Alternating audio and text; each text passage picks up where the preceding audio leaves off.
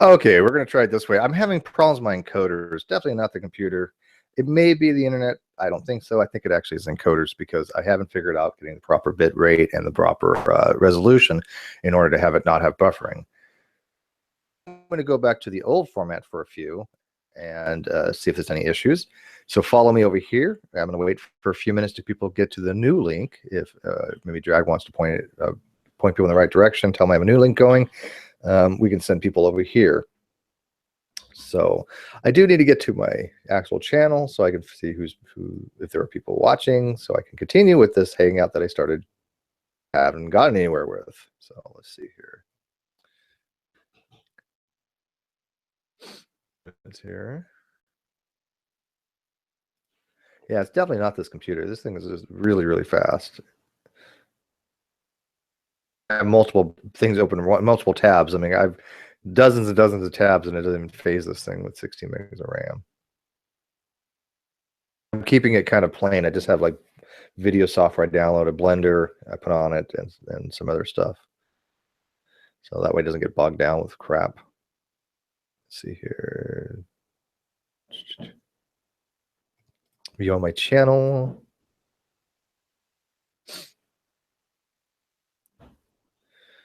Live now. Here we go. All right. So we have some people watching. So let me know how the feed is for this one. Let me know what's better. I'm looking at the live feed right now, and we'll see what they say. So, are you doing this because you're afraid of sniping? No, Sarah. The other way I do it is actually prevents the sniping. But this was the old-fashioned way. It should be clear as a bell right now because I'm not using any encoder. Okay. Definitely the problem with the encoder. I know it's not the computer with a problem or anything like that. So this is a really nice system. Thank you guys very much. I'm going to be definitely utilizing it. I've got some things in the works with people to make some viral videos, hopefully. And I just got a tweet from actually PZ Myers just a little while ago. Just out on the hangout we had on Saturday or Sunday to discuss Dr. Tonkin's newest quote-unquote paper. He kind of wanted in on that, so I just messaged him. I said, well, we can have it anytime again. So if CRISPR and Rational and those guys are listening, then PZ Myers wants to go over this point, if that's okay. He loves Dr. Tompkins. So I'd like to have another hangout of that. That one will be live, obviously, if he wants to do that. Join us, Househoy. Let me get you in here too, because this is about flat Earth. Broadcast Hogtie. I've got it. There we go, Mr. Hogtie. Did you like that little thing that me and Tyler were having, Hog? Did you kind of ignore it? What was the question?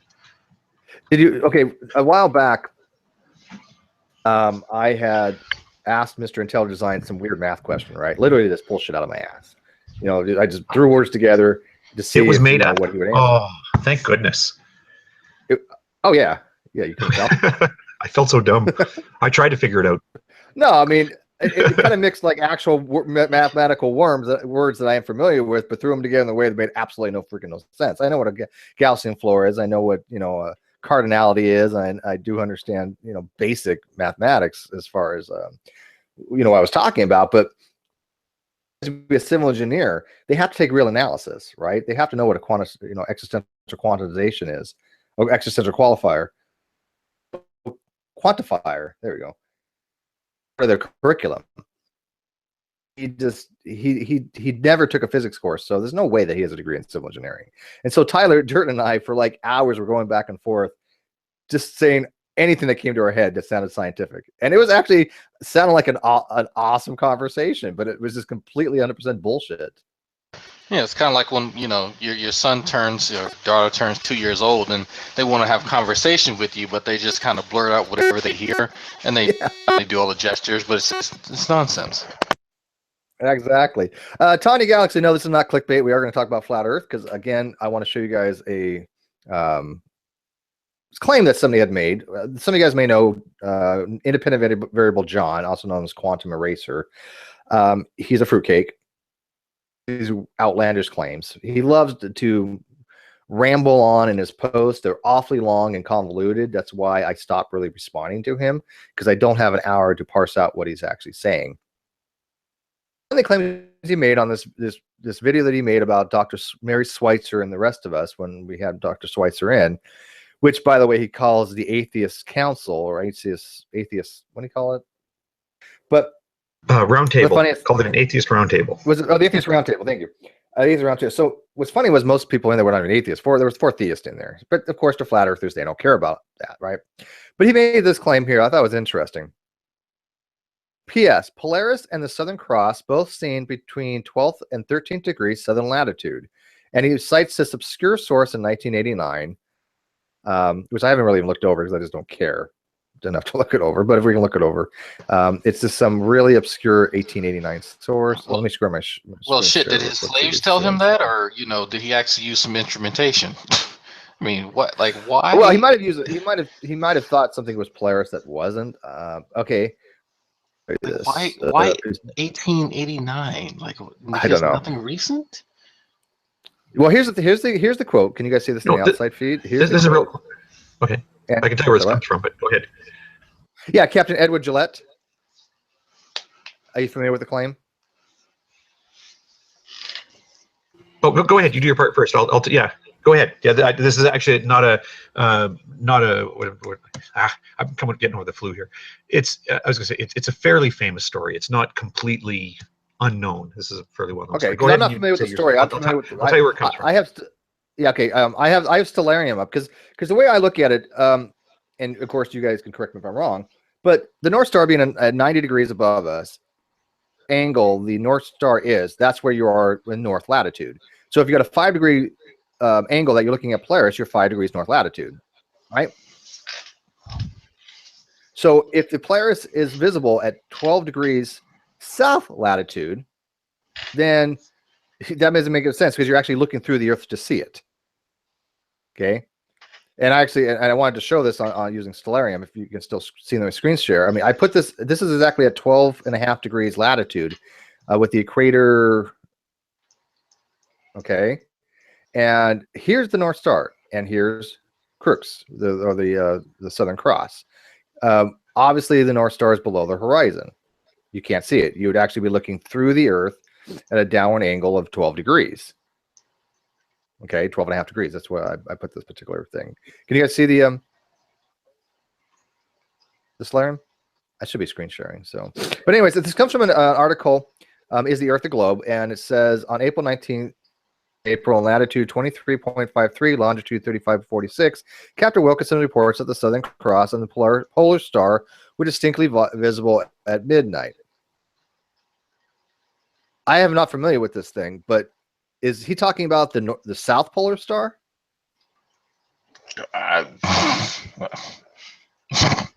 No fucking clue. All right, well, Hogtie is familiar with the story. He says it's pretty famous. I'm not that familiar with it. First time I ran across it. So what is the background in this, Hogtie? Well, this is an actual story. This is actually recorded in his notes. There are actually 2 voyages where he made the same claim of being able to see both the Southern Cross and the Polar Star. Always refers to Polaris, the northern Polar Star, being that in the time that we've been doing these observations, there actually has never been a functional pole star for the southern hemisphere. That's why they always refer to the Southern Cross. And a little bit off, but yeah. Yeah, so he's actually got 2 voyages where he's recorded seeing both of them. And okay, well, that's what he's recorded. I don't think there's anybody around today that believes him. Those observations were made in. You had the year up there a second ago. Was it late 18th, 19th century, 1886, 1883 in there, 1889. Okay, 1889. Yeah. So what do you say? So somebody recorded an observation, and somebody who should know. I mean, really, the late 19th century would have been the heyday of stellar navigation, right? Because I mean, they were sort of experimenting with it in the 13th, 14th, 15th centuries, and they got quite good at it. And then after that, there were other methods of reckoning. So, I mean, nowadays, I don't think you can find many sailors that could really do it effectively. So he should have known. He should have been able to recognize them. But I think the opinion that people have formed in hindsight was, well, yeah, he saw the Southern Cross. It's pretty hard to mistake it for anything. And over the other horizon, he saw a dot. And it could have been Polaris. That seems really unlikely. Which is right here. I'm pointing it out to them. If you can see on the outside chat, this is where yeah. Polaris is. Yeah, you're strangely screen sharing. Oh no, what are you screen sharing now? You're actually screen sharing. You're doing full screen. Just check what window you're screen sharing. Actually, you're screen sharing the window that says share your screen. That's really weird. I didn't even know that was possible. Yeah, didn't even know that was possible. It says actually Stellarium. One sec. Oh, there you go. Yeah, no, we got a nice star field here. Yeah. Oops. Then away it went. Oh, then you turn it off. So this is located at 12.5 degrees south latitude. Okay. Here's the equator here. Now we're. Which again, it should be 12 degrees south, right? What? For every angle you see Polaris north, you're at 1 degree north latitude, right? Yeah. Well, okay, it depends what angle you're measuring. So if you do it as if you called 0 degrees the equator and the North Pole 90 degrees north, then it's Polaris. Yeah. Well, let's wait. I can remember which way it goes. Zenith. No, I just do it by zenith angle. So when you're looking, it has to be 90 minus your zenith angle.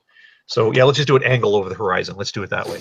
So if you're at the equator, Polaris would be on the horizon. As you go 10 degrees north, well, then Polaris would be 10 degrees above the horizon. And if you're at 12 degrees south, then Polaris wouldn't be visible. Now there's some latitude, if you pardon the pun, for you can sometimes see objects that are just over the horizon. Like you must have heard of the phenomenon when the sun sets. When you see the sun set, it actually set about 3 minutes earlier, because there's a prismatic effect of the Earth's atmosphere sort of hugging the shape of the Earth, the warmer air down low, and it sort of forms this boxy prism that very, very, very slightly changes it. But that's that. Don't let anyone tell you that's why you can see both at the same time, because it's a really, really small amount. Certainly at 12 degrees south latitude, you would not be able to see Polaris, but you could at 12 degrees south latitude look towards the northern hemisphere and see some number of points of light in the sky. Some that you might mistake for being Polaris. I don't know. I mean, this is one of those things where what do people do? You can't go back in time and have a discussion with Captain Wilkins and try to ask but we can evaluate it from what we see now. And if you go to this particular latitude, which I have in South America, but you can be in Australia, whatever, it makes no difference, whatever your longitude is. But I put it in South America. This is, I think the location is right here, right? So I'm 12.5 degrees south latitude. There, it should make a difference, correct?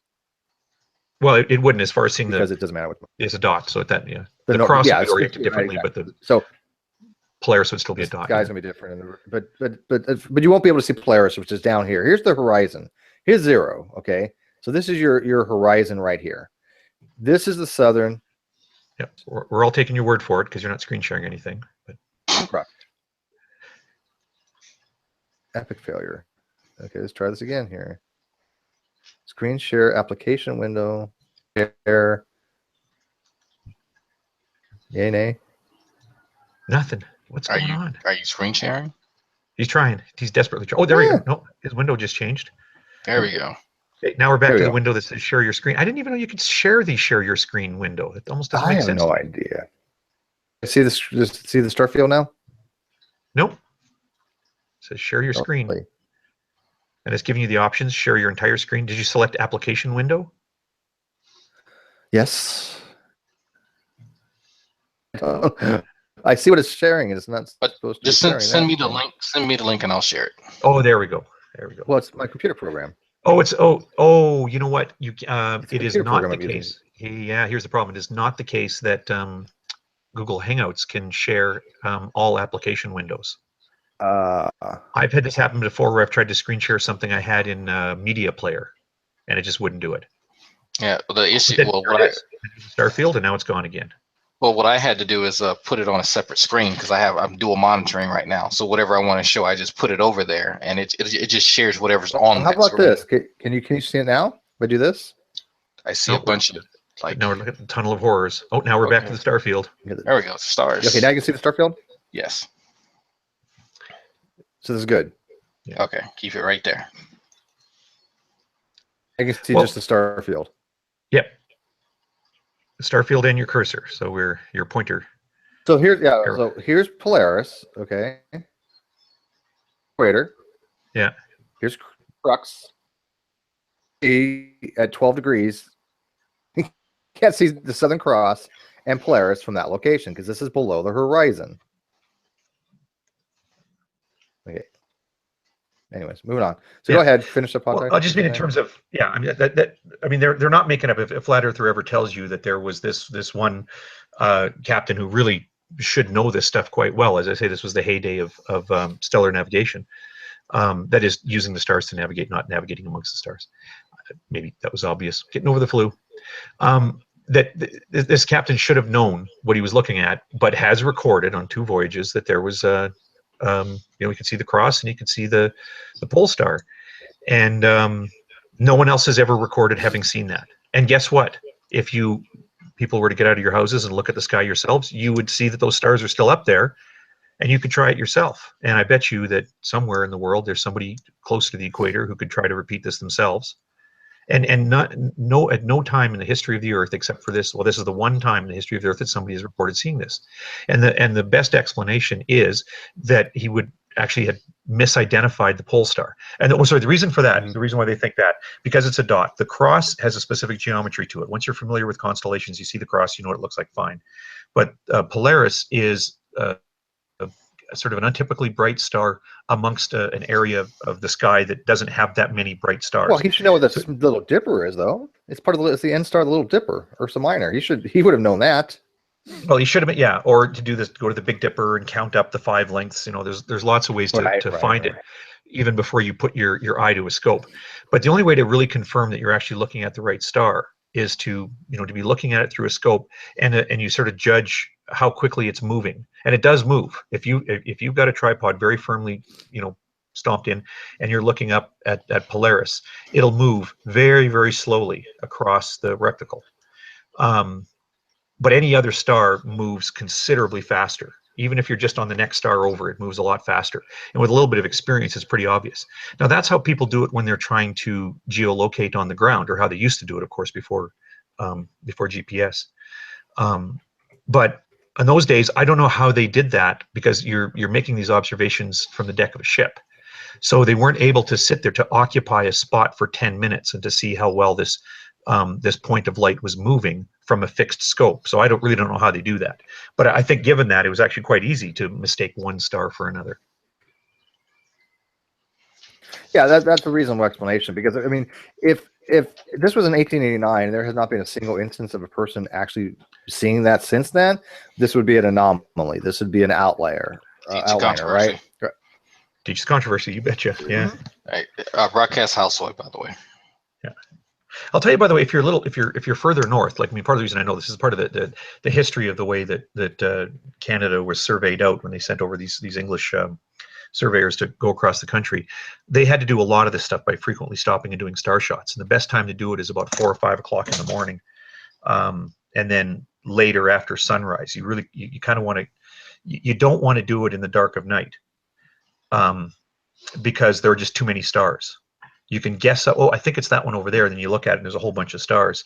Mm-hmm. And but then later in the day, once you get a little more obscuring from the sunlight, Polaris actually stands out against the blue field a little bit better. Mm-hmm. But yeah, I mean, there are enough stars in that area that a person can be confused. You're looking at a dot, right? It's not really obvious which one you're looking at, in spite of all the little tricks they teach you. So now, mind you, if you're 12 degrees South Latitude, and then you're looking to the north for this dot, and then you go, well, there's the dot.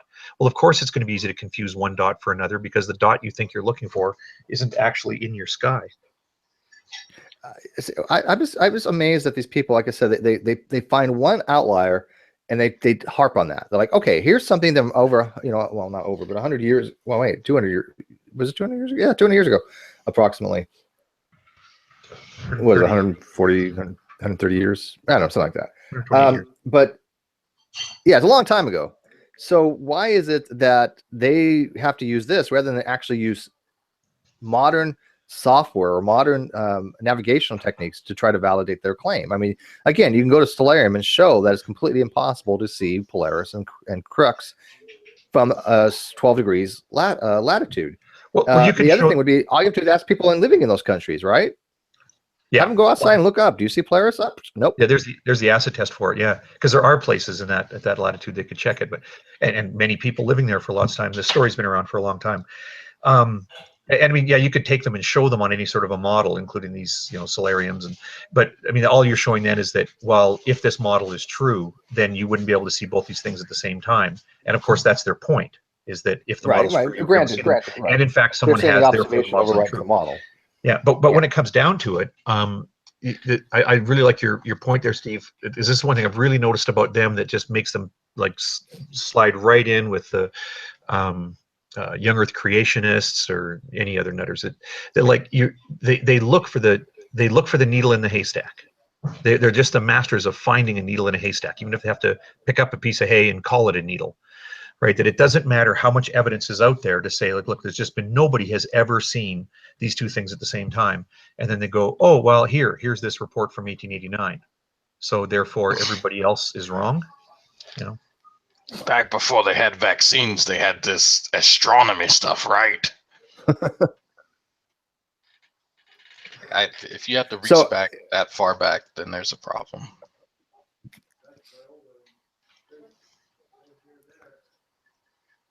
Wait, they're fucking us. I'm reading the side chat. Sorry, I haven't looked at it yet. And I wasn't kidding about this flu thing. I'm not actually not going to hang around for a while because I'm really not feeling well. But so I just wanted to. Well, actually, was calling in because you're having some technical problems, which you've now resolved. Halsoy's joined us. He seems to know a lot about this stuff. I don't know if you had any thoughts about this Captain Wilkins voyage. Yeah, well, Rusty or has anybody else? He said I replicated in Steros using the coordinates, and you would be able to see both. The Southern Cross is just about to drop below the horizon. Okay, that they might have a point. The constellations are not one fixed area, right? Constellations are a large area. There might be at some place, sometime where you could actually theoretically, I guess, see part of a constellation. Because it takes up a certain amount of degree of the sky and see Polaris. Which star specifically in Crux is they're referring to, though, that because they're obviously you're not going to be able to see the whole constellation. It's not going to be possible. The constellations take up a grid area. So I'm wondering what Wesley Walker means by he's by those coordinates.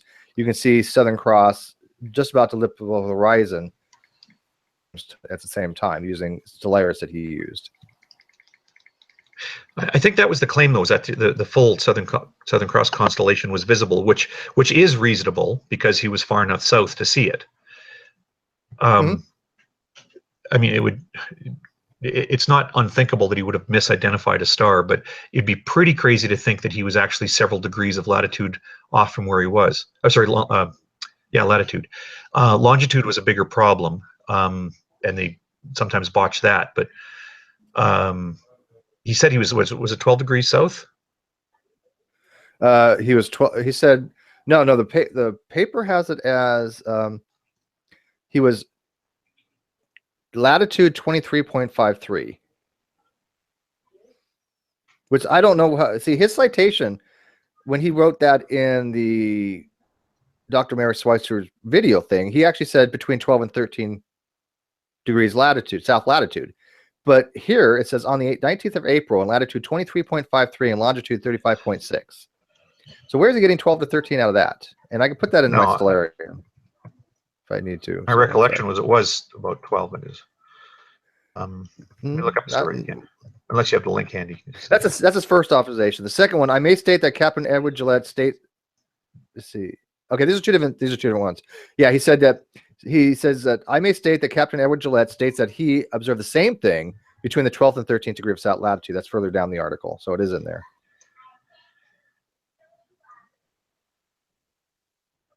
I honestly don't know. Like I said, it sounds screwy, and that's why I'm sending a text message to Redline right now to see if he's heard of this shit.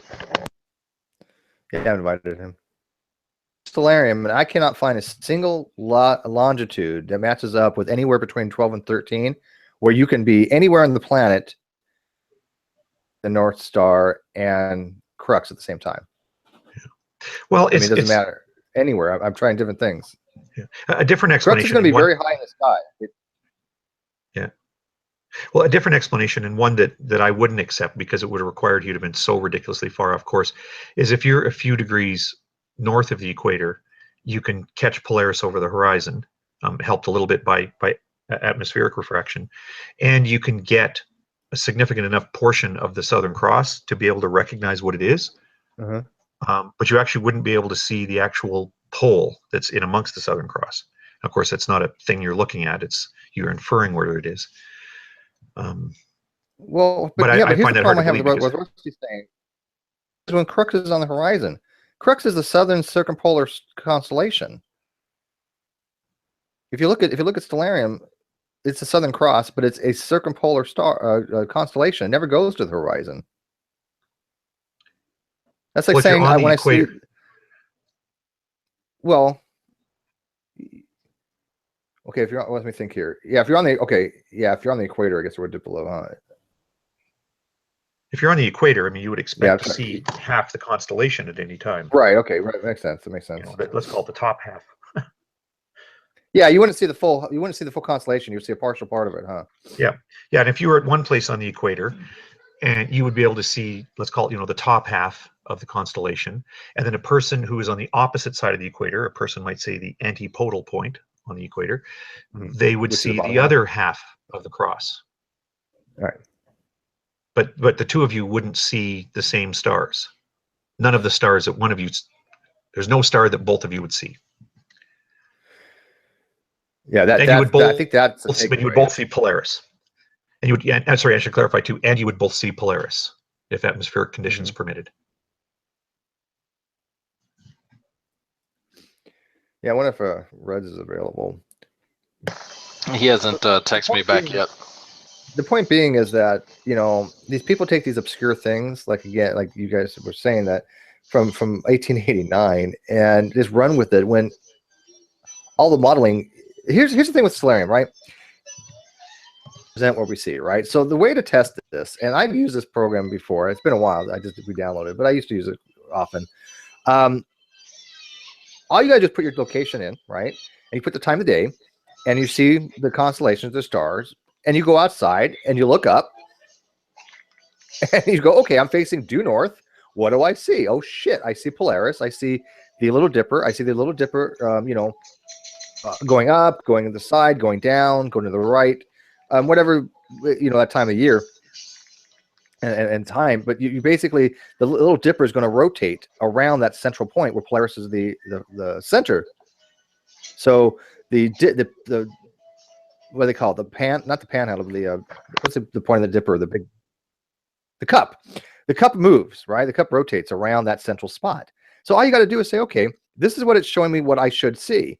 I go outside. What do I see? This is what I see. That's a confirmation of the model. That's why we use the round Earth model, because it works. I can actually take a telescope and say, hey, well, I want to go look at the Great Nebula in Orion. Here's my latitude. Here's my longitude. Here's my time of day. Where should Orion be? Oh, shit. Okay, it's going to be, this amount of degrees, to the northwest. My telescope over there. Hey, look, there's Orion. There's the Great Nebula. I have never seen a flat Earth model where people can do that. There just isn't one. So that's the takeaway I get from this. And by the way, I did reach out to Orphan Red. If you guys know her, she's a flat earther. She's thinking about coming on. Oh, cool. She's mulling it over. But she has some really, really horrific videos that are just so wrong. We debunked one the other day on a Sci Strikes channel from her. And she was just all over the place.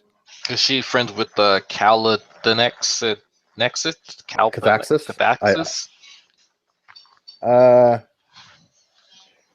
I'm not sure. I think there's some relationship there, but I don't remember. But Hogtie, what do you think of that guy Cathaxis, or I should say, Independent Variable John? Because I can't distinguish them between each other. I don't know which is which. Yeah, well, I got a couple of thoughts, but hold on a sec here. What year was that report you're looking at? Is that 1889? 1889. Yeah, it's actually published in I'm going to look into this while we're talking about it. It was Captain Wilkins of the troop ship Earl Grey. It is in the Times, May 13th, 1862. Here again, there's two observations. Okay, the first one was in 1862. That was in the Naval and Military Intelligence. Okay, That was a different person. But the citation he referenced is called "Is the Earth a Globe?" Observer Volume 9, Issue 551, 20th July 1889. Okay. Same quote appears in the Intellectual Observer, Volume 9. Again, the author wishing to prove, this is on page, let's give you guys full citation here, 441 of the Intellectual Observer, Volume 9.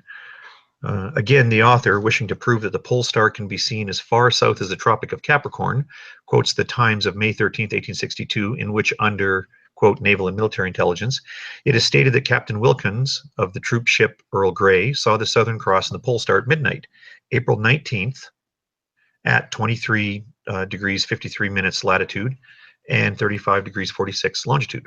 Here again, the evidence would be good were it not that Captain Wilkins was north of the Tropic of Cancer on the 19th of April, having left St. Helena on March 18th, homeward bound from the Cape, and sighted the Lizard on May 10th. Therefore, as usual, when no doubt can arise, the denomination of the latitude as of the longitude was omitted in the report. So I guess the second theory I said was actually the right one. He was north of the equator. So he was seeing Polaris, but what was he seeing as part of his crux then? I don't know, but he's saying he obviously misreports his position, because they're saying here he left a port at a particular time. He encountered another vessel, the Lizard, on May 10th. All this stuff happening in the north of the Tropic of Cancer. So unless he turned on the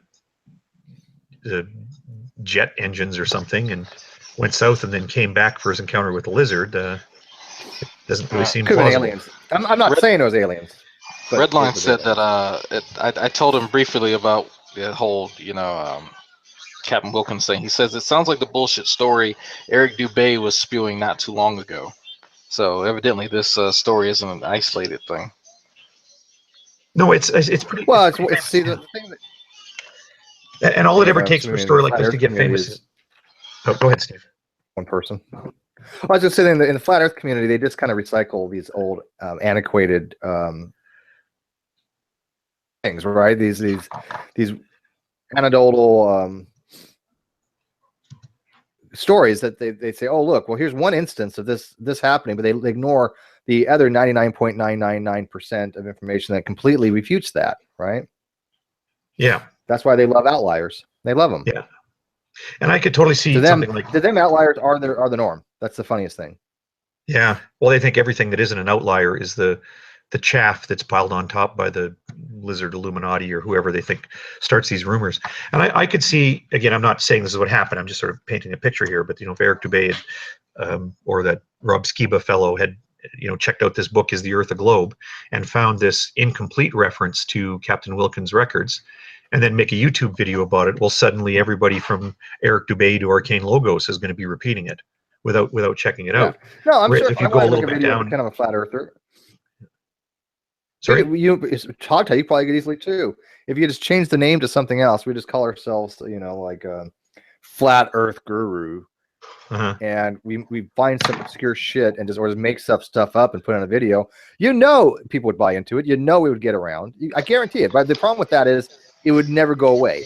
Even if you said, "Hey, look, I totally made this shit up," it would never ever go away. Once it's part of the zeitgeist, I guess, of the flat Earth community, it doesn't matter whether it's disproven or not. They don't care.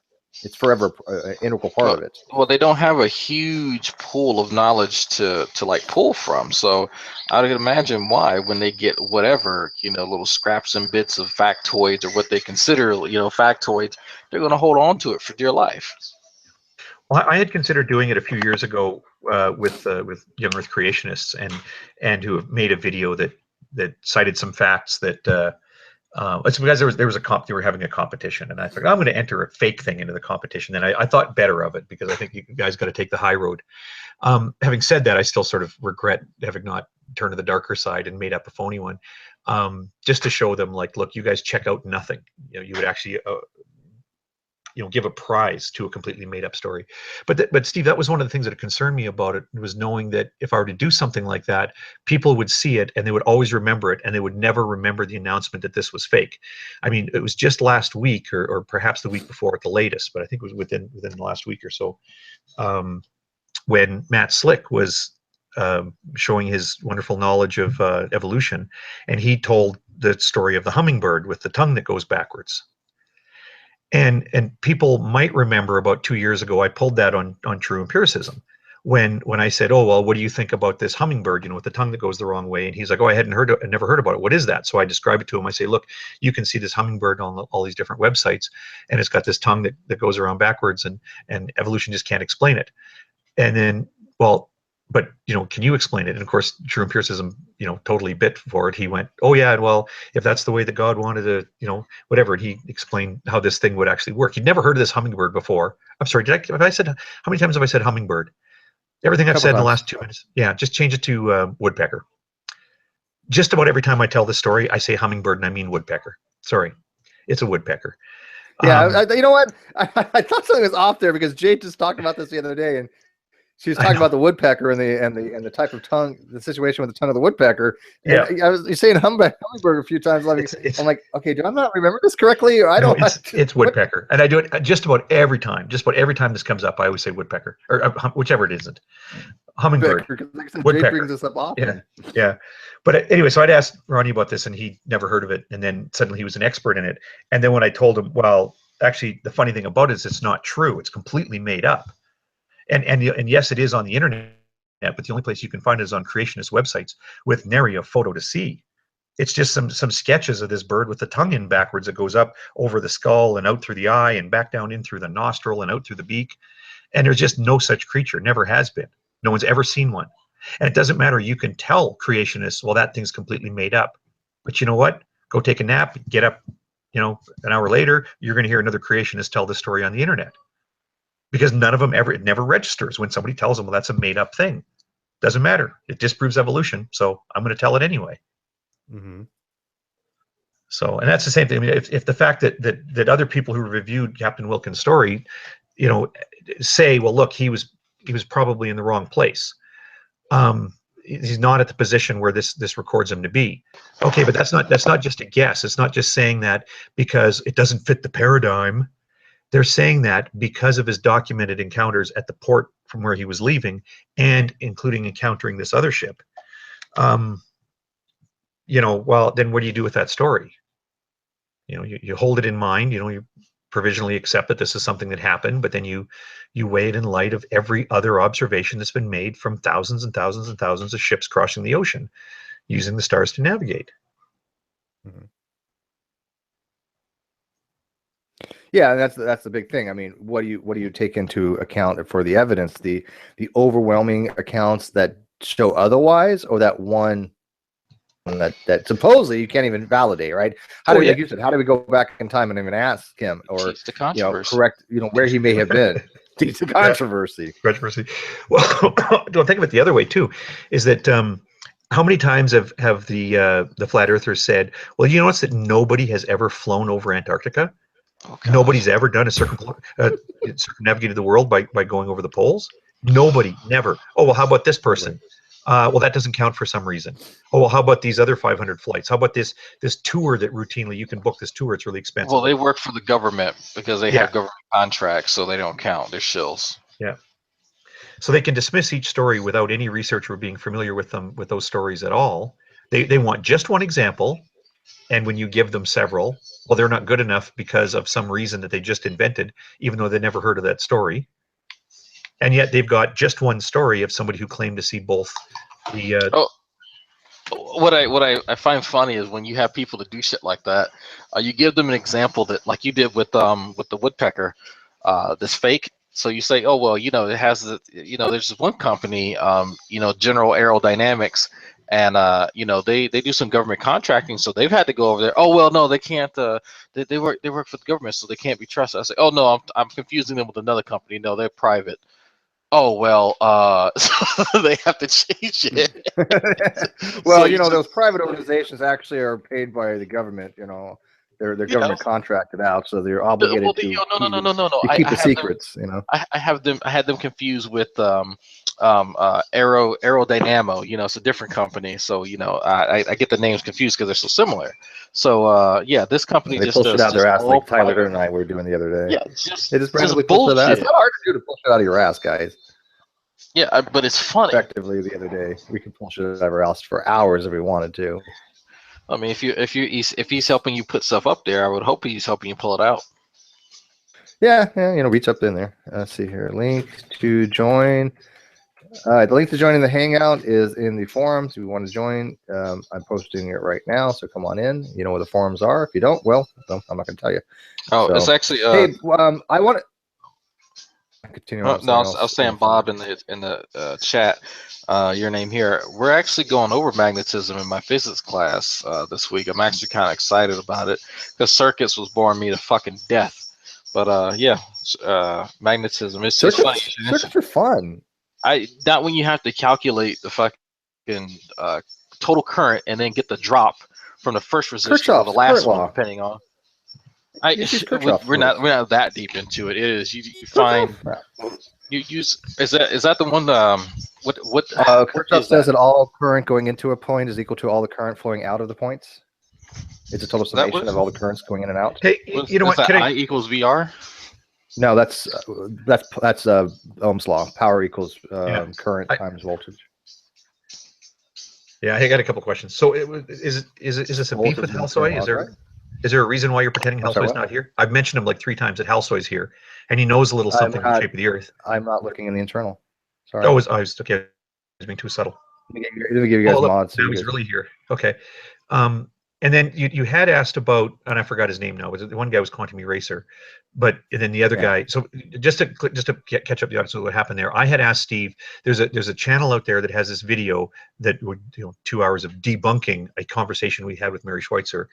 The video is just chock full of gibberish. I was amused at a couple of places. I think I posted a comment the other day. My favorite place was where he was like, "Look how stupid this hog tie guy is," and then he plays a clip of someone else.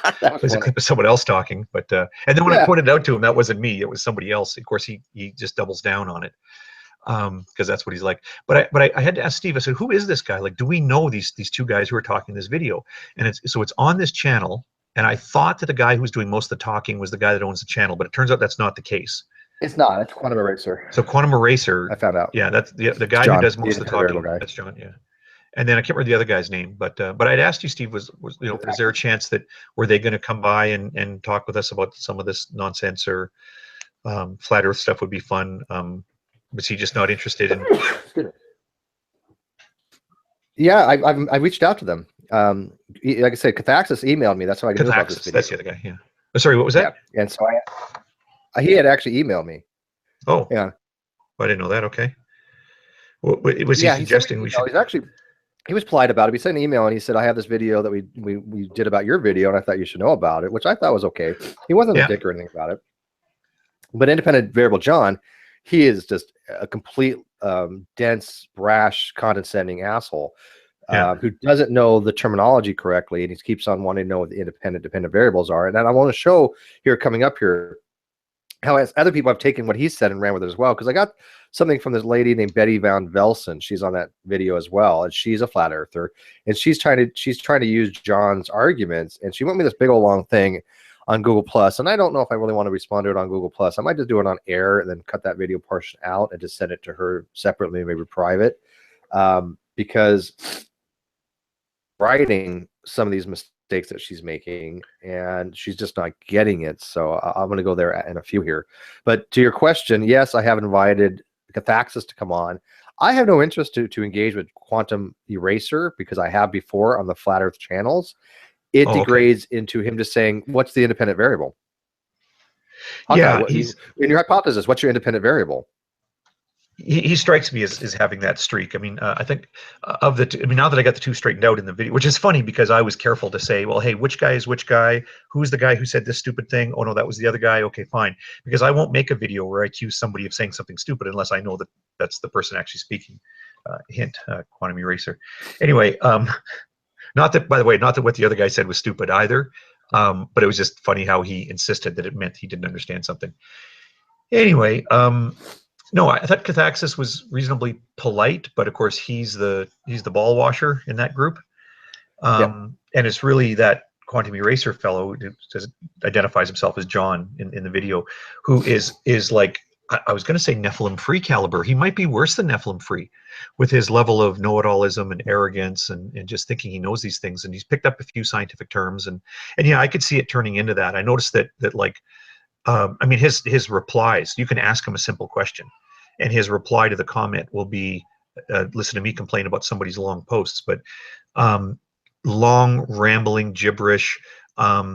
For as few font choices, for as few font changes are allowed in a Google Plus post, he manages to switch between italics and bolding and all caps and mixed caps. It looks like a ransom note by the time he's done typing out this reply to you, and they're just unreadable. Which is why I'm even talking to this guy. I don't like, and why I tell people there's certain posts I really don't respond to much. Those kind of unreadable posts where I mean it looks like something out of GeoCities, I don't bother with, because it's just, you're not going to be able to carry on a conversation with the person. He's just not on a level to actually have a conversation. He wants to basically obfuscate. Excuse me. Yeah, I can't talk. Obfuscate. Obfuscate. Thank you. I'm having tongue problems today. He wants to obfuscate the conversation by just stonewalling you, because even when they ask for information, I mean, they've asked me, okay, well, give me evidence of a round Earth, and I'm more than happy to give them many different examples. They just blew that off completely didn't even address it, and then reiterated what they were saying before about the mistakes they were making. Again, like this person, Betty Van Velsen, she keeps asking about taking into account refraction. Right? I keep explaining to her that the angular diameter of the sun doesn't change. It's like, well, you have to take into account refraction. Well, I explained to her that refraction is a property of light when it goes between two different types of mediums that are different densities, or even some different, even I guess it'd be the same medium as different densities. But coming in, then it's going to hit at a certain angle, and it's going to refract at a refraction angle, depending on the fact it's going to slow down a little bit, and that slowing down has to bend the angle of the light. That's called refraction. That doesn't happen when you already have light in the atmosphere.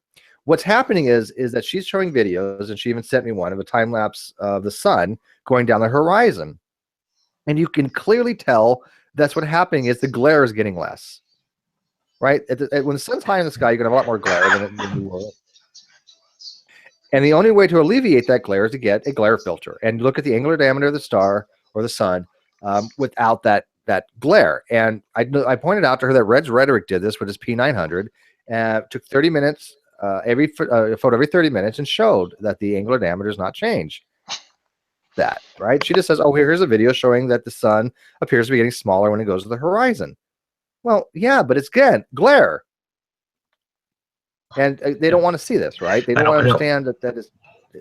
You don't need. They'll ignore observations like what you're suggesting with Reds. They'll ignore the ones that use the proper safety equipment, and they won't do the ones you don't need special equipment for. Like you can do this with the moon, and as I've described, I've done it with the moon. Pinhole camera. Sorry, what's that, Houseway?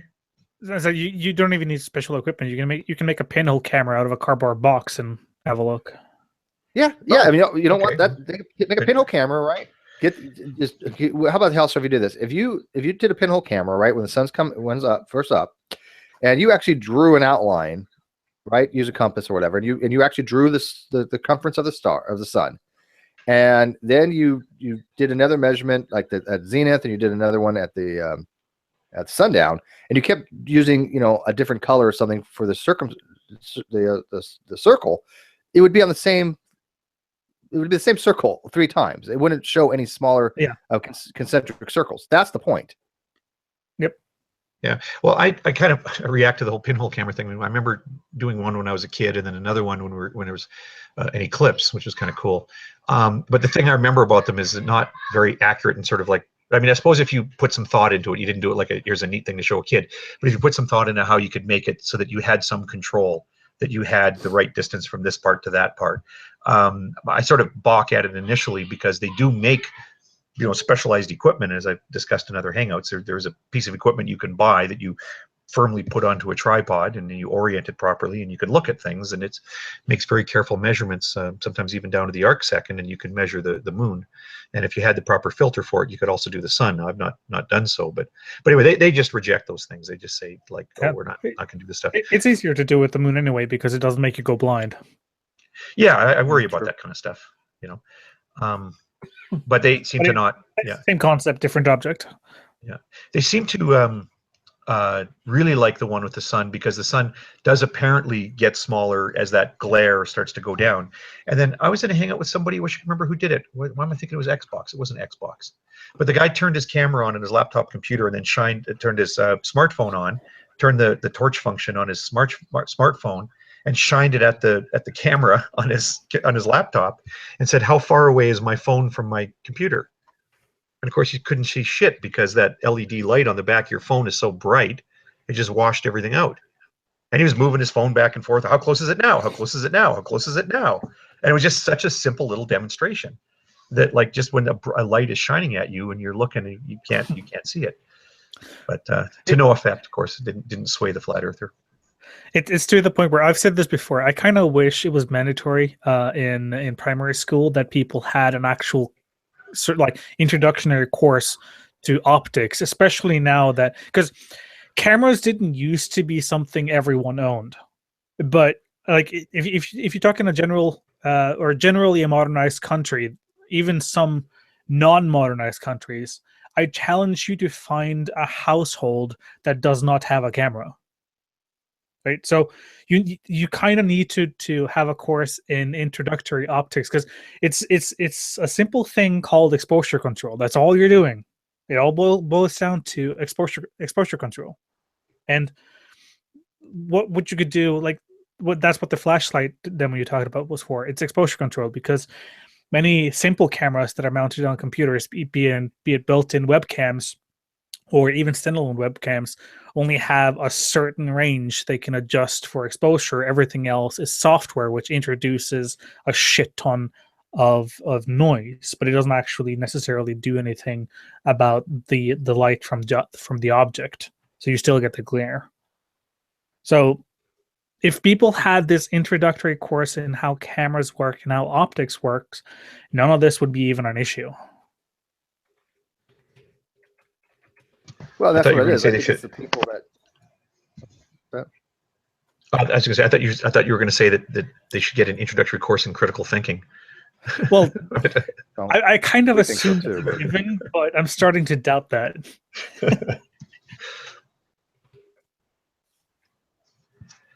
Yeah. So no, I'm not impressed with that quantum eraser fellow. If he wants to do a hangout sometime, then I'm sure we'll find a topic and some circumstances when we can do it. But I'm not spending any time sitting there, reading his little essays that kind of read like the journal entries of the Kevin Spacey character from Seven, and try to carry out these extended Google Plus conversations with him. If he wants to do a hangout, we'll do one. But I'm not wasting my time with this gibberish. They're actually very long essays, like hard to read, like book-like. Even worse, I was thinking like Fogtie and this quantum eraser guy go into a written discussion. But this is like reading War and Peace. Yeah, well, no, there would be a difference. I'll tell you that there would be a difference. I sort of go along with the jocular pointing out about how my posts are too long, but I will say this, in that mine are organized, right? When I start typing something, I know where I'm going. I have a point, and there's paragraphs, and like each paragraph has like a beginning sentence and an ending sentence, and each paragraph itself is an encapsulated idea, and it's all stones on the path to whatever the hell my point was when I started typing. But there are a lot Eventually, of you people, get to where you're going, though. yeah, and I even go back sometimes. I take, well, this doesn't really help. This is a digression. Boom, I'll take it out. But that guy, he just types and types and types and types and types and types. It's the only it's a thing he vomit. takes It's care word to do vomit. It's all it is. It is, yeah. Yeah. Let me screen share this, because I want to go over this post real quick, if I may, with you guys. So I'm going to screen share again. I don't know if it'll work. And share. Okay, can you guys see her post? It says you're presenting to everyone. No. Oh, there you go. Screen share. Okay, so this is from Betty Von Velsen. who's a flat earther, and then she posted this on that video with the Cathaxis video, but it didn't show up because she was posting from a laptop. I don't know why it didn't show. So she shared this directly with me with Google Plus and asked me to comment on it. And she points a video out from Russian's vids, which is this particular vid here, right? Some time-lapse footage of Chicago of South Africa proves flat Earth. Noticeably, comments are disabled for this video. 807 people like this. Wow. I like the education category. Yeah, that's scary, isn't it? Education.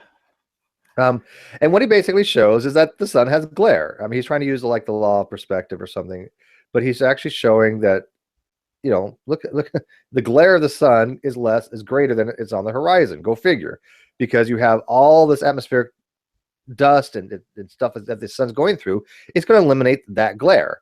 So it's not that hard to see that the sun higher up is going to have higher glare. You never see the disk here. Okay, you don't see the disk of the sun. You see the glare, and you said it's the exposure compared to this particular picture, right? So she doesn't understand that. She says that it has to do with refraction. He says, and Reds makes a couple of pictures. He has to account for refraction. Can anybody explain what she means by that in this? Wait, say it By the way, again. she's not an English speaker, so she doesn't make a lot of grammar errors. But I think it is just an attempt to distract. Yeah, because there's nothing about refraction here.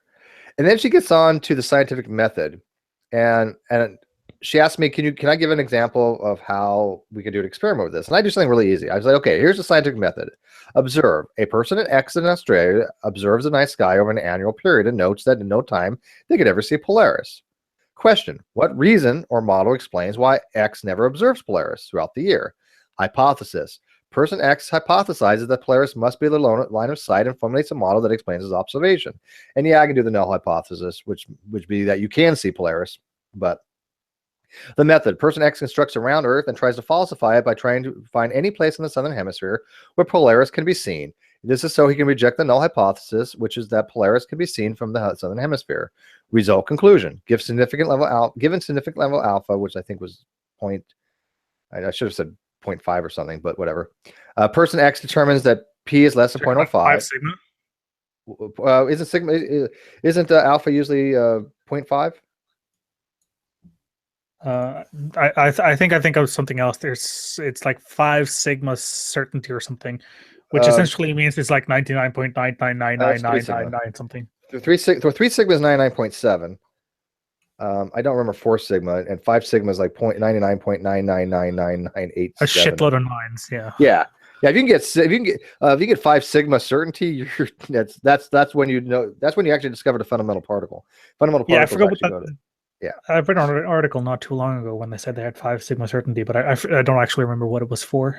That's impressive, because in most things you only have to really get 3 for certainty, because 99.7%, right? So anyways, but given you can reject the null hypothesis, you can conclude that the Earth is round. You're accepting the claim, right? And he says this is not a viable hypothesis. You need a cause and effect in a hypothesis. What? She says, so the effect, the dependent variable, is someone who cannot see Polaris at a certain position on Earth, and the cause, the independent variable, is the position. Actually, I don't know. Well, how is a person a dependent variable? So they have this concept that the independent variable is something that you, the tester, can manipulate. So by that criteria, right? You moving is adjusting. Well, you can move the position too. Yes. By that criteria. It's just there is some. I think they are kind of mixing these things up and say, well, the independent variable is the variable that the person that is making the experiment can vary. So as to see, is there an effect on the experiment or is there no effect? And if you can't vary it actively, then it's not an independent variable. And it's not an experiment. That's not how I use those terms, though. Okay, right? To me, so he's saying, for example, he was making the distinction, and I actually asked him to clarify.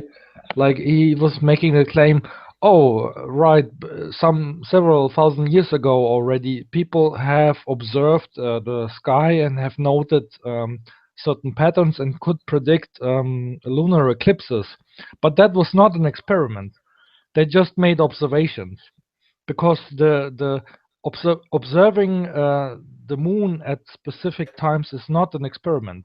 It's not an independent variable. No, it's observation.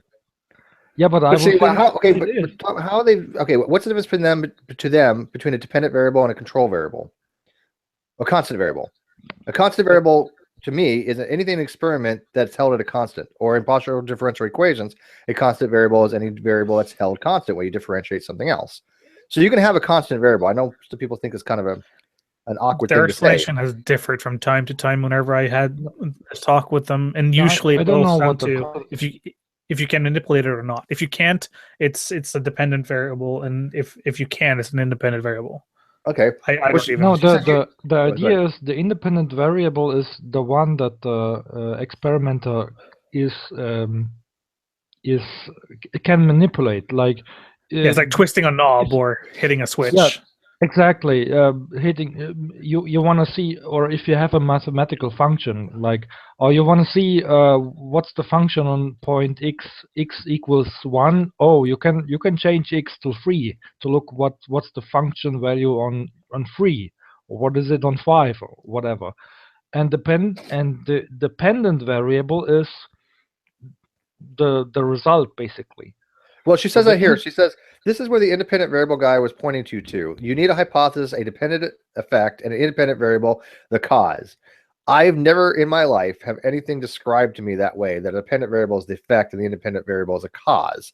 That would even apply, and Tom and I were going back and forth on this just the other day, because we were talking about different interpretations of quantum mechanics, where in certain interpretations, in like the Copenhagen, that there are no causes for certain effects because there's no information in the system. Then we started getting into Bourget and Bohemian and pilot wave theory, which you can have a cause, but I don't subscribe to those. And by the way, I wasn't, when I asked you that question, Tom, about if it's satisfying the Bell equality, Bell inequality, I knew you knew that, by the way.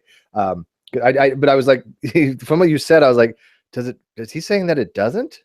Because it was kind of weird what you stated, but I know you do know about this stuff, so that's why I was like kind of taken aback.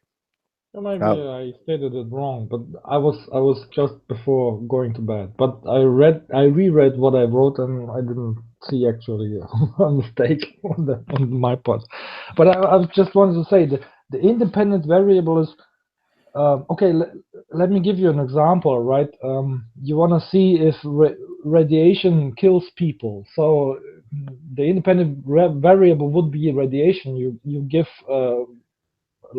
slight radiation on a person, he doesn't die, and then you can turn the knob up, right? You give him like a lethal doses of radiation and he dies. So the independent variable would be the radiation. You can change the radiation that you hit a person with. Okay. And the dependent let's go with that. Let's use their variable. That's how they see it. Yeah, and I don't agree with how they see it because it makes no sense to me. But let's, for the sake of argument, let's use what they're using. She says, in your method or better word experimentation, experiment stated, you must be able to isolate the independent variable. It is an if this then that question. Okay, I'm not following her because it's not making any sense. She's gotten this stuff from Independent John, and he doesn't know what the hell he's talking about. So, if you want to use their terminology here, if you want to say the dependent variable is that Polaris cannot be seen on certain positions of the Earth, and the independent variable is position. Okay, so you change your position, and you look to see if you can see Polaris, Betty, because I'm sending her this video. So, if that's the terminology you want to use, okay, fine. Let's go to South Africa. Look up. Do you see Polaris? Do this every day of the year for 365 days. Do you see Polaris? No. Okay, let's try it in Australia at 12 degrees, South Latitude. Do you see Polaris? No. Okay. You keep on trying to falsify your hypothesis. My hypothesis is that you cannot see Polaris at southern latitudes. The no would be that you could. So I'm trying to see anywhere in the southern hemisphere where I can see Polaris to get to, so I can safely say that I can reject that no. Because if I can find one place in the southern hemisphere where I can see Polaris, my hypothesis is invalid. Would everybody agree with that? Yeah. Okay. So if I can find one thing to falsify, that's how you do it in science. You find one thing to falsify your hypothesis is done, right? So you do all these different testing. You go all the different places in the southern hemisphere. Let's say you look at every possible place in the southern hemisphere. You still can't see Polaris. You're well within your p-value to reject the null hypothesis at that point and claim that you cannot see Polaris from the southern hemisphere. So even with using her quote-unquote dependent and independent variables, it doesn't change the fact you cannot see Polaris in the southern hemisphere. So these word games that John and the rest of these flat earthers play are insignificant when you put them in relationship to the fact that you cannot see Polaris from the southern hemisphere. And then I think she goes on to more about, let's see here. She says, by experiment, I mean putting through the scientific method, having a dependent and independent variable. Okay, there's nothing in the scientific method about dependent and independent variables, Betty. Dependent and independent variables actually is mathematics. Okay? If I say y equals 2x, okay, y is the independent variable, x is the dependent variable. So have you seen where they actually get this from? Because it's been linked to no, I have no idea what John pulled this out of his ass from. So I'm not sure if I can actually find the original thing, but what it's from is a biology test or paper from a university where they talked about having an independent variable being different bacterial cultures in petri dishes. So it's how you it was specifically in regards to cultures of bacteria from the one I've been linked. So they took some random anecdotal thing and just took it out of context and applied it across the board ubiquitously to all scientific methodology? Essentially. Okay. Seems legit for a flat earther. So that's the source I've been linked, and I've been linked that probably like 20 or 30 times by a couple of people. Here's another video she wrote. Including John. So Atmospheric magnification and refraction and the movement of sun over a flat earth by Rob Skiba. Are you familiar with him? I know the name. I think I've seen some videos. I'm just like, can you guys see this video? I'm not playing it. I'm just parsing through it. Yeah. Oh, he uses the whole Chicago skyline thing. Okay. Yeah. See, she's talking about ducting. Okay. See, they keep on thinking. Can you guys see the video? Yeah. Yeah. By the way. Okay. Remember the whole skyline thing? Why are we able to see certain parts of the skyline over certain parts of lakes? That's due to atmospheric ducting, because you have light being bending. She's trying they try to think it's some kind of refraction of light. The light is being bent to different mediums, but it's actually a small place because the different temperatures of the water, or the layers above the water, you get this duct where you can get light bending such that you can actually see things that are below the horizon. Okay, but they're below the horizon. That means that the Earth is not flat. Simple as that. So there are real world analogies to this, but it has to do with sound. So people that has worked on or are involved with submarines will know about these, because like I believe they call them thermal ducts, because like when you go in deep down into the oceans, you will have different layers of water with different temperatures, and submarines can use those both to bounce signals and hide from signals. Because you have different density. You have different density layers. Yeah, that's why I corrected myself earlier. That I said, yeah, you can have the same medium, but they're going to be different densities. Yes, and whales actually use these layers as well to communicate over great distances.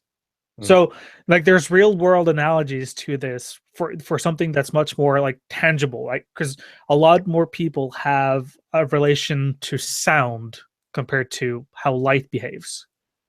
So, but it's the exact same principle. It amazes me that these people have 525 likes and 25 dislikes. I mean, it just boggles my freaking mind that these are the things that people are going, oh, look. I mean, pretty much everybody who commented on this who thinks it's a great video, I can guarantee it never passed grade school. I mean, it's just ridiculous. Well, it is a giant circle jerk. It is a giant circle jerk. But anyways, let's see some of the other videos he points out. Yeah, How can by the sun way, possibly eliminate the bottoms of the clouds in a flat Earth model? The other by Webseeker. Oh, this got 2,000 thumbs up. Oh wow. Steve, I'm actually Steve, interested. we cannot see this post from what's his name? Becky Becker. I'm showing the video. Can you guys see the video? No, but from the conversation that I think it's a she that It's a she, Betty. Yeah. What about her? that posted that she couldn't post, and then she Yeah, I know. sent She him- has a laptop and a computer, and she said that when she posted on her laptop, it didn't show up on the video. So that's why she sent it to me on G+. I have no idea why, but I wasn't the only one that couldn't see it. Even John couldn't see it, so I wasn't lying to her. But yeah, exactly. But yeah, that post is not public, right? But she asked me to. She asked me to put Oh. it on that video. So she put it on G+ to me, and I'll put it on that when I get a Oh, chance. okay. Yeah. Maybe I'll check it out Yeah. later. Then. Okay. Yeah. But can you guys see this video by Rob Skiba? Yeah. Okay. Yeah. So how can this possibly happen on a flat Earth model? Short answer is it can, but Well, I mean, this whole thing goes to the same thing of these compresscular or anti-compresscular waves, right? I mean, if you have a mountain and the mountain is high up here and the sun's below the horizon, you're going to have anti-compresscular linear lines that are parallel with each other going up this way, right? But since the sun is down here, it will illuminate these parts of the clouds. You actually see them going through these part of the clouds. I don't even get their argument on this particular one. it's It's below the horizon. Yeah, and so this is one that's kind of close to my heart just because of the nature of where I live. So Okay. during winter time, right? This happens literally on a daily basis. And if I hop in a car and drive for a few hours, I will get to a place where the sun will actually never go above the horizon. So explain that. Are you up in like northern latitudes, like real high northern latitudes? Yeah, I live at 61 degrees. Okay. So you're quite a bit up there. Yeah. So it's Okay. like when the sun is at the lowest, it's only how much I forget how many degrees it is above the horizon, but it's really low. It's essentially like you stare inside or directly into the sun if you look at the horizon almost. Since you're better at graphics than I am, could you really quickly, it'll take like your minute, go into MS Paint or something? Can you draw a circle and draw a line above it representing a cloud, and then draw another circle representing the sun? And you can actually see that if the sun's at a different position relative to where you are, if you're like, again, let's put everything as north 90 degrees. Okay, it doesn't matter where you are. North is 90 degrees, or orthogonal to the Earth. So that's your center point, which is another thing flat earthers don't seem to get. Right? It doesn't matter where you are. Up is always 90 degrees. They don't understand this. I don't know why, but it's not that complicated. So wherever you are on the Earth, all you got to do is put that as 90 degrees straight up. If you have the sun that's like on the horizon, right, and it's illuminating clouds that are above your head, where are those lines of light going to hit? They're going to hit the bottom of the cloud. Yep. Can you draw that on MS Paint? You want me to do it if you're busy? Let me see. I really suck at this, but see, I really do. I suck at these things. Well, let me see if I can draw this real quick. But I figured you'd be better at it. So let me draw a circle. You guys can't see this yet, but let me draw a line. This represents a cloud. And then this represents you. It's just so basic. Hogtie, never look at this. I'll be so embarrassed. I have the graphic skills of a 3-year-old. Well, some 3-year-olds can be really talented, so don't sell yourself. Yeah, seriously, sell right? yourself short. Yeah, Seriously. maybe you could beat me. No, I'm horrible at this stuff. Suck at drawing as well.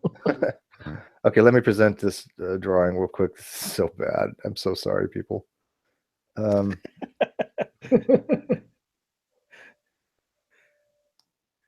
you guys see this drawing now? Yeah. Yeah.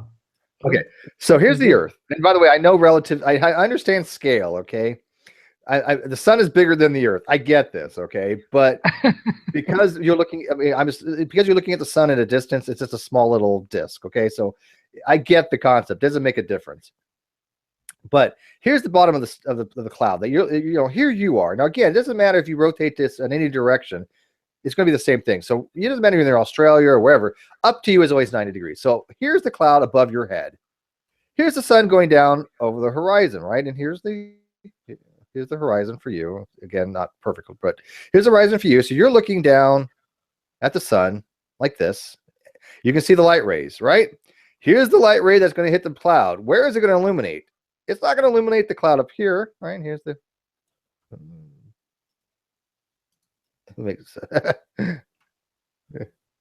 Told you I suck at this stuff. I see that. How do you make a squiggly line? You're much better at this than I. There we go. Here's your cloud. There we go. There you go. There's your cloud. So where is it going to illuminate? It's going to illuminate the bottom of the cloud on the round Earth model. No. So what is it we see? We see it illuminate the bottom of the cloud. It wouldn't explain it on a flat Earth model because the sun is higher than the clouds.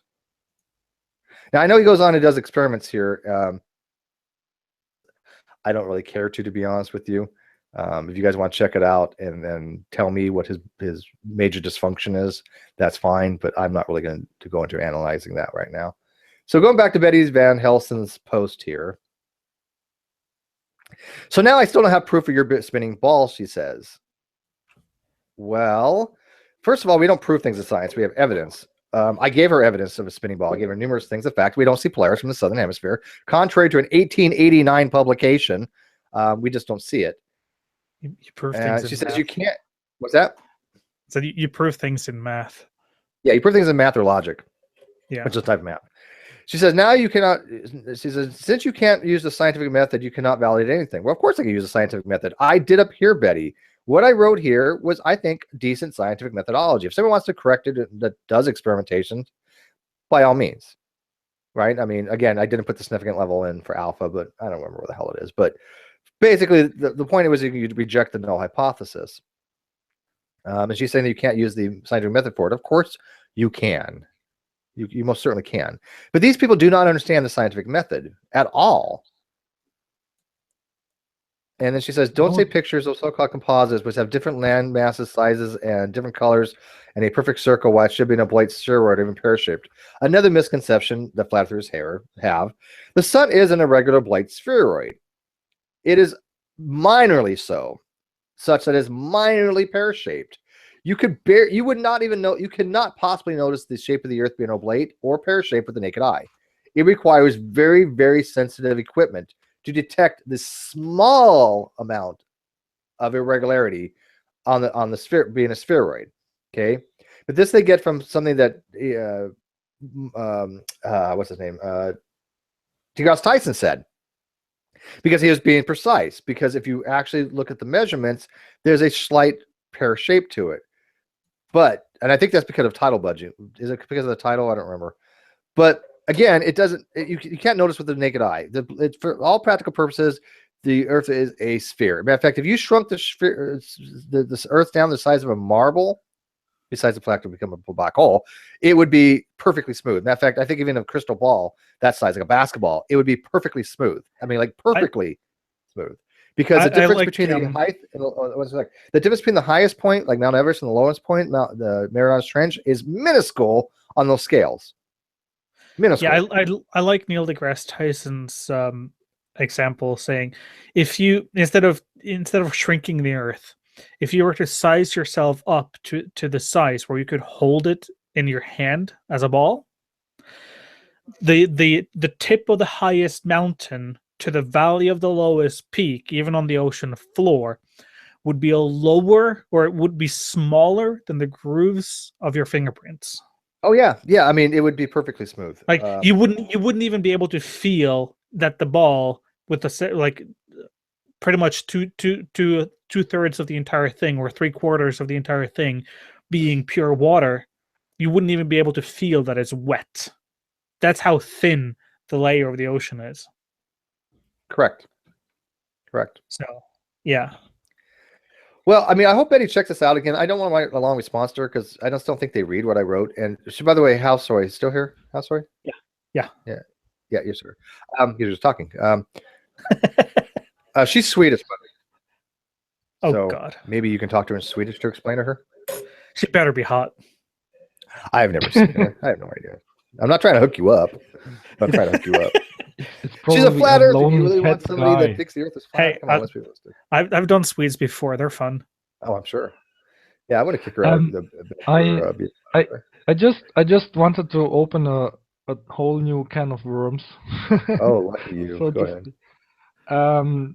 Basically, well, I have no physics degree or math degree, but I like to challenge myself from time to time watching lectures from Leonard Susskind. He has like 2-hour lectures about all kinds of physical topics out there. Somebody just got me the Cosmic Landscape. I'm looking so forward to reading a hard copy of it. And about a month ago, I said, okay, I'll give myself a try at general relativity. Let's see how much I can understand there.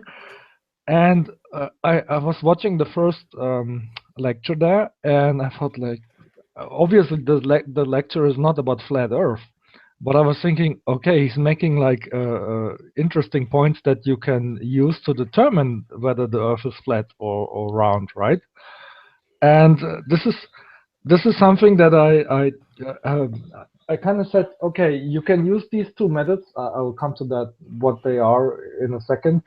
And if you see all these proofs of flat Earth or proofs of ball Earth, so to speak, they fall in one of two categories. The first category is, oh, we see this in the sky, or we see this effect, and the stars and the moon and whatever.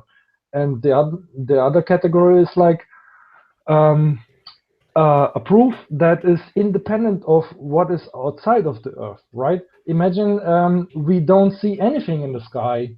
We should still have a method of determining if the Earth is flat or if it is not flat, right? If there are no stars to be visible in the sky, if there is no sun, no moon, we should still have a method.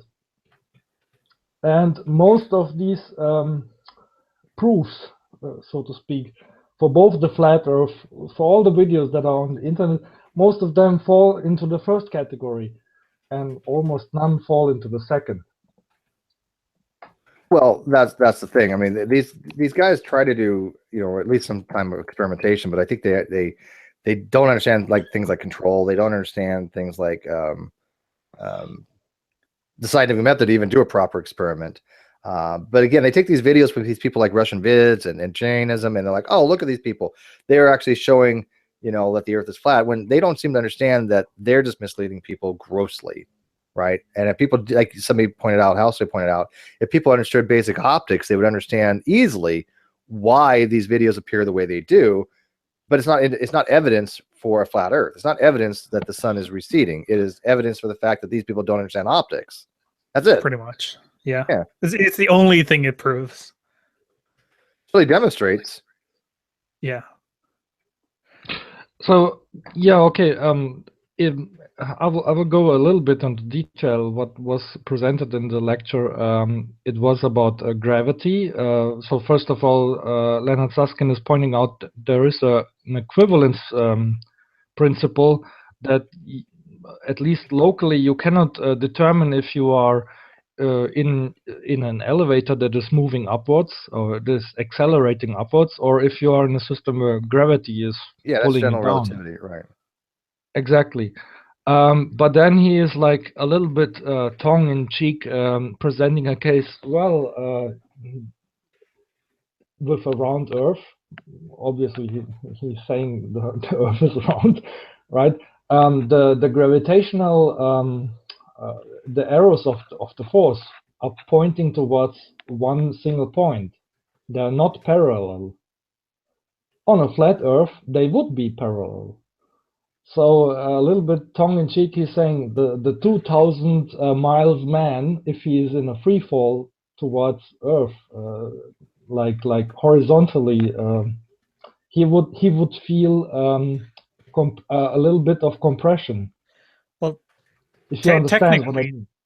Technically, that depends on the shape of the flat disk. If it's uniformly deep, all the arrows would point towards the center still, but it would be to the point where if you stood at the actual southern rim of it, you would have to stand 90 degrees perpendicular to the surface. Yeah, but exactly that's the point. The flat earthers don't believe in gravity, or at least that's I know. what I mostly encounter. So they just say things are falling down in perpendicular, right? So if you would have an object that is very long or very wide in respect to the whole flat Earth, it would fall parallel down. But Yes. on a round Earth model, the the force on the one end of the object would not be parallel to the force on the other end of the object. So you would have a small and I guess measurable force pushing the object, compressing it slightly, and you can measure that. And this is actually an argument that I like very much, because it can prove and disprove round Earth or flat Earth. It's not like what you see in the sky and whatever. It's like one. I mean, obviously, it's you have three options. Either the round Earth is correct, or the flat Earth is correct, or both are wrong. Well, no, there are other options, right? It's not binary. There could be Yeah, there could be a tetrahedral. No, he did give a third option. Yeah, both would be wrong then. Oh, both be. Oh, okay. Oh, both be wrong. Okay, I got you. Okay, sure. So you can use this experiment, and well, Leonard Susskind says in this lecture, tongue-in-cheek, the 2,000-mile man would feel compressed, but he says you would do it with crystals that that are very sensitive, and then you can measure this effect. Mm-hmm. Yeah. Yeah, you can also. I'm really looking forward to watching his book. I was watching his book, reading his book. I'm hoping it comes soon because I've been meaning to. It's been on my bucket list forever. So, I mean, I know I could read it online, but I like the hard copy because I read Dr. Fraz Ronald's book, that Dinosaur Blood and the Age of the Earth, and I really liked having something I could just quickly reference. It was really nice, in my hand. There's something about the feel of a book, right? Yeah, they burn really good. No, they burn really well. Yeah, I mean Fahrenheit 451, right? Yeah, but what do you think about this approach, Steve? I mean, most of the arguments about flat Earth or ball Earth are about what we see in the sky and how the moon looks like and whatever. Shouldn't we just restrict us to the arguments that are independent of what we see in the sky? Because obviously it could be the case that we see nothing in the sky. How would we determine that? Throw out a large chunk of evidence. Yeah, but it's kind of, in my opinion, it's like secondary evidence, supportive evidence. But you should be able to think of experiments. Well, you could. Eratosthenes did its experiment, in a couple hundred years. Oh, Steve, hold on. I think Archer was trying to say something. Oh, sure. Oh boy. Okay. Thank you, Archer.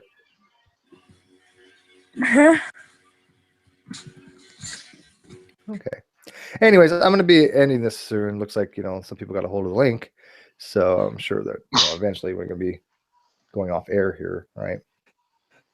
Yeah, I'm about to go lay down and keep my wife up with snoring. That's cool. But I don't want to have this too long because I want Betty to actually watch this. I did give her the link so I addressed, her concerns about why Quantum Eraser, aka John, the independent variable guy, is a fucking idiot. And just an annoying little twit. He literally just posts so long of materials that nobody ever respond to him because it's just a verbal diarrhea. And I really no interest in engaging with them. Betty seems really nice. I'll talk to her. She's more than welcome to come in. I'm trying to get Orphan Red in here as well. I just tweeted her again. I just tweeted too long ago PZ Myers. He wants to. He wanted to. He seemed upset that he missed that hangout talking about Dr. Tompkins' work. And so I told PZ that we would be going it over again just for him. I'm sure CRISPR and Rational, those guys in Riff would love to go over that again with PZ. Why would they not, right? So, we might set that up again because I really like talking to PZ. I mean, I may not agree with him on a lot of things, but he's a cool guy. He seemed pretty decent to me. It's kind of boring to talk with people you agree on everything with, though. Well, yeah, because the fact that if I really wanted to talk to people, I would agree with everything. Always sucks. I would just have conversations with myself, right? But I mean, my voices in my head keep telling me I'm not schizophrenic, but I don't know whether to believe them or not. Oh no. They always tell the truth. So I would believe them. I knew they were right. So anyways, like I said, I'm keeping this thing out kind of short. I am on a new system now. I'm going to be playing with the encoders, so I can go back to the old form or the newer old format, and using the moderated hangout, because obviously the problem was with the encoder. It's definitely not the computer or my bandwidth, because obviously I can do it here fine and it's crystal clear. So, but anyways, I wanted to thank a lot of people who did, help give me some stuff. Even somebody sent me a chair, because this, you know what I'm using for a chair? Let's play a guessing game. Maybe you guys remember. What do you think my chair is, Drag? A lawn chair? Nope. Oh no, it was a car chair. It was a car. It was yes. like a van chair. Yeah. It's actually I think the passenger seat for a Windstar. That's my fucking chair in here, and it's not as comfortable as you may think it is, because it's not, and that's why I have a lot. I mean, I can't sit for very long, because it's like, okay, I've eventually got to lay down, because it just kills my freaking back sitting here. Trust me, I have the pillow that I sleep on. I put it behind my back for my computer chair, which has been broken since my fat ass sat in it and exceeded the weight limit. That's funny. If you want to donate to me, I have a Amazon wish list, and there's one thing on it. It's a bag of candy dicks. Sounds delicious. Yep, true story. Lucas, did you want to add something real quick, or anybody before I go off air? I just would say I've got to GoFundMe for a captain's chair. Yeah, that'd be kind of cool. Hey, Lucas, do you want to say something real quick? Like what? I don't know. I just joined the call. Nice to meet you all. Hello. Lucas. I Hello. do speak English, Dragnout. Also speak Spanish, and Muy bien. and that's it. You from Cuba? Not really. I'm from Mexico. Okay. Muy bien.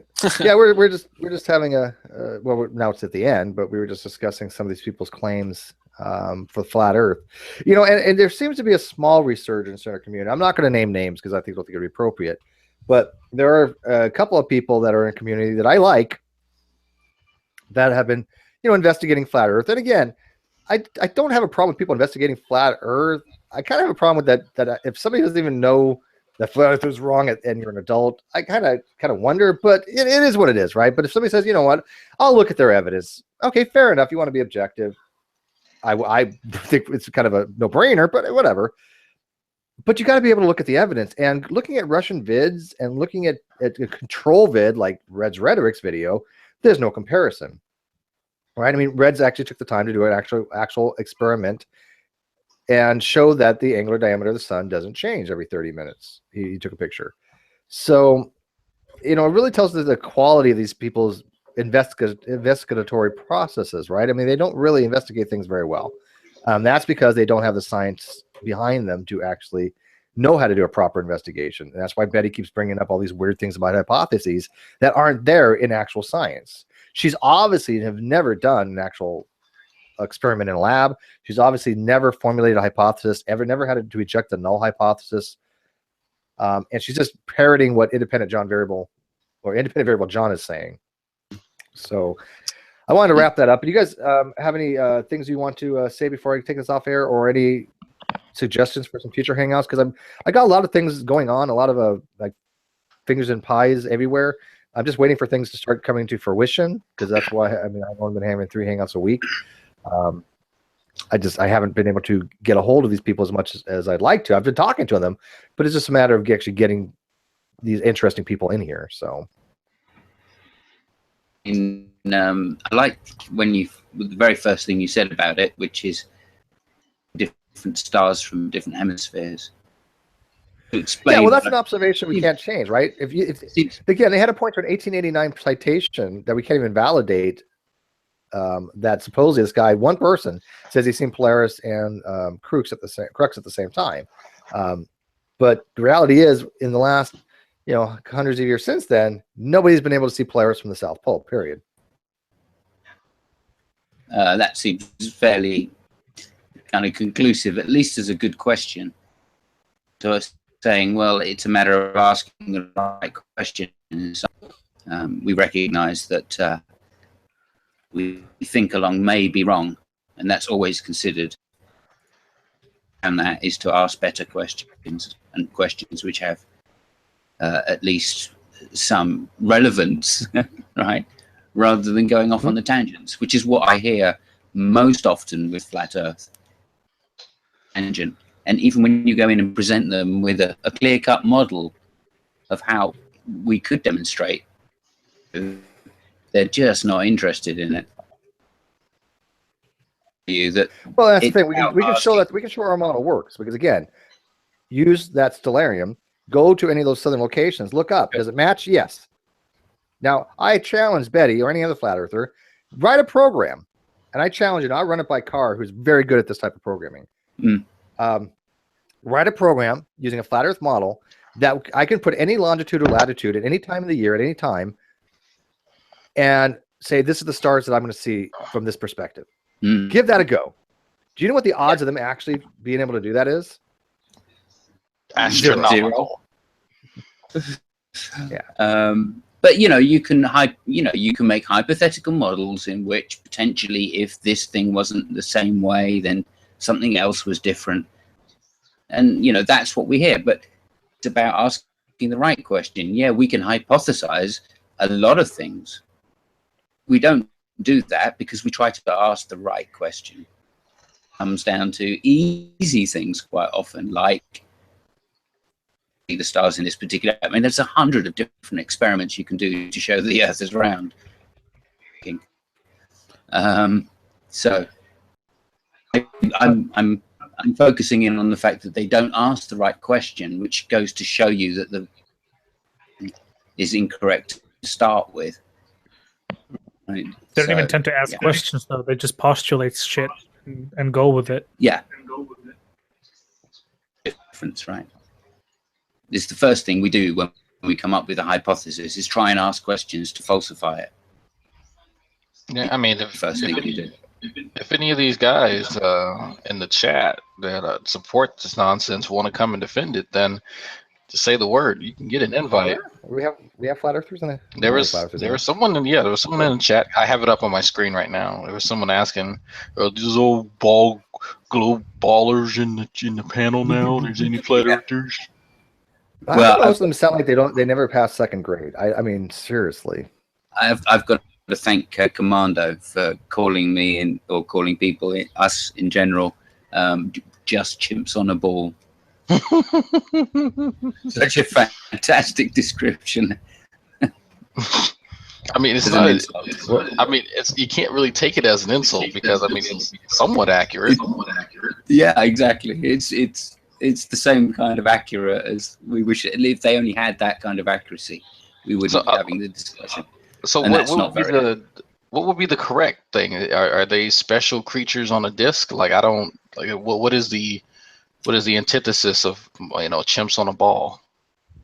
I don't know. I suppose it's God's creation on a shit. I don't know. On a trumpet.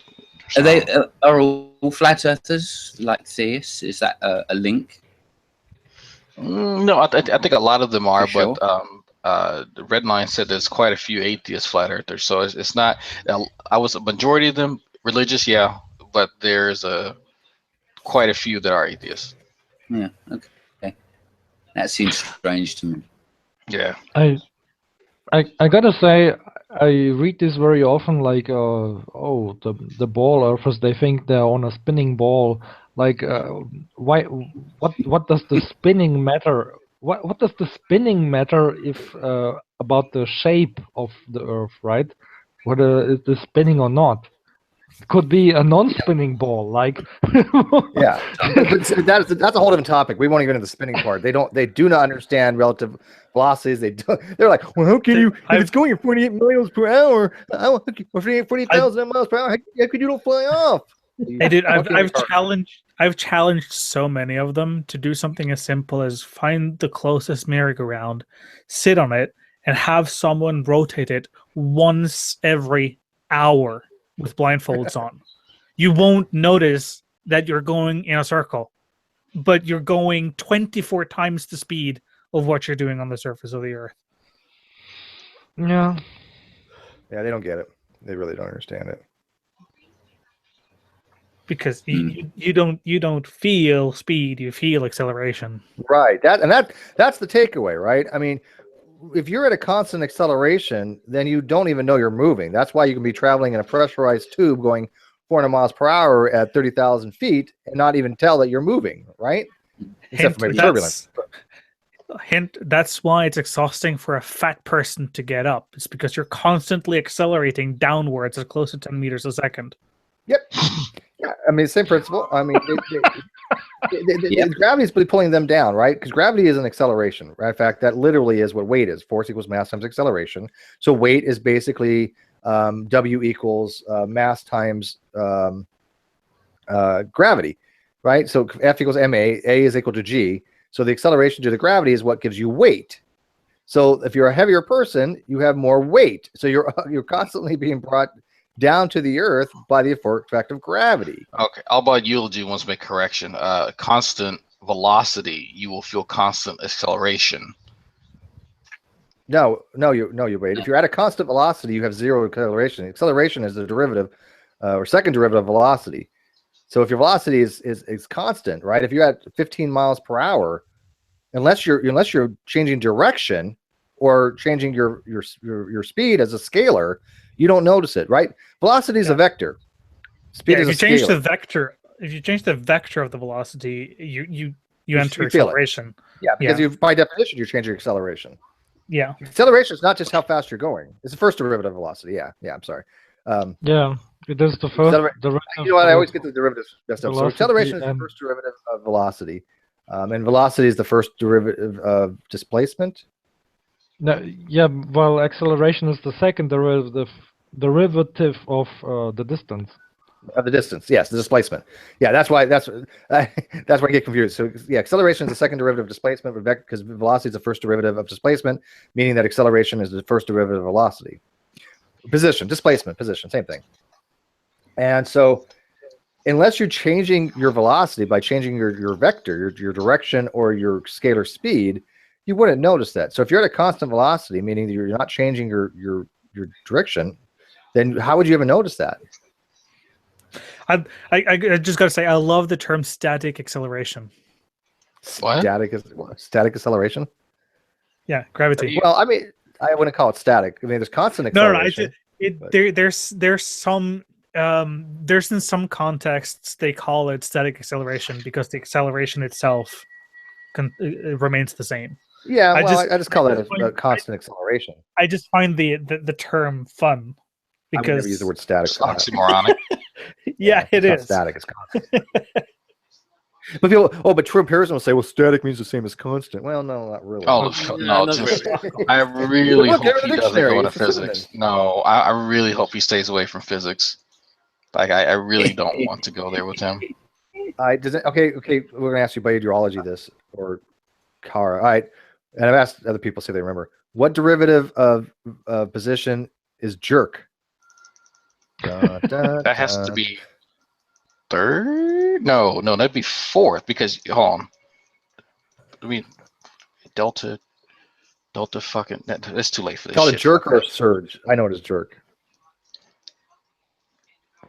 Is that the derivative of the velocity? It's the second derivative of velocity. So if a second derivative of velocity, that means it's derivative of the acceleration, which means it's the third derivative of position, right? Or delta A over delta T. So yeah, yeah, jerk. Yeah, so you all got it right. Jerk is the chains of acceleration with respect to time. So what's the fourth derivative? I don't. What would be a fourth derivative? Spasm? I don't know. A spasm. A Ronnie. All right, my wife's getting pissed off. I gotta head out. All right, see y'all later. But anyways, Later. fun stuff. Bye, Drake. Yeah, no problem. Man. So, we have a lot of viewers right now, and I really hate to cut this short, but I mean, she's never going to watch it if it's too long. And I did hope that Betty does watch that particular part that we did discuss her thing, because I don't really want to write something out. I just don't have the patience to type these long responses to people when I know they don't really read them, right? You guys love to do that. You guys like writing these big old long responses, and you know damn well that half the people besides us, we read them, right? I read most people's responses, but the people that you're writing them to, you know damn well they skip 90% of it, right? Well, often the responses aren't necessarily directed to the person you're actually replying to either. True. Right? It's to people just happen to stumble across the threads, and maybe you can reach those, because very, very often, right, especially when it comes to stuff like debates and such, you're probably never gonna sway the person you're debating. It's about reaching the audience that's looking, that might actually have a critical mind to things. And so, and I couldn't agree with you more on that. I mean, that's why I like doing this stuff, because occasionally we'll get people go, okay, you know what, we've seen this side, and then we want to hear, your guys' side. And I like the people that can actually do that. Oh, you know what? Hey, I got some other announcements before we take this off, because again, got a lot of people watching. Guess you came back. Remember that creationist I did videos about a while back, like a year and a half ago? Brandy, remember that person? Although his name's David, but or something like that. I think it's David, but his wife's name's Brandy. But he was like one of the dumbest creationists of all time. You remember the videos I did of him on Burrell's Law? No. Anyways, he's back for another swipe. I don't know if I have a video out there if you want to go watch it of me and him going at it. I mean, he just goes goddamn stupid. So people that do remember him, yeah, he's back. Let's see what else is going on. What about the father of creation? Oh, thank you, Tom. Thank you very much, my friend. Oh, how could I forget that? Oh, thank you. God. Oh, so anyways, guys, I'm going to try to make this a weekly thing. If you guys haven't watched the video hangout we had with Mr. Intelligent Design, please do yourself a favor.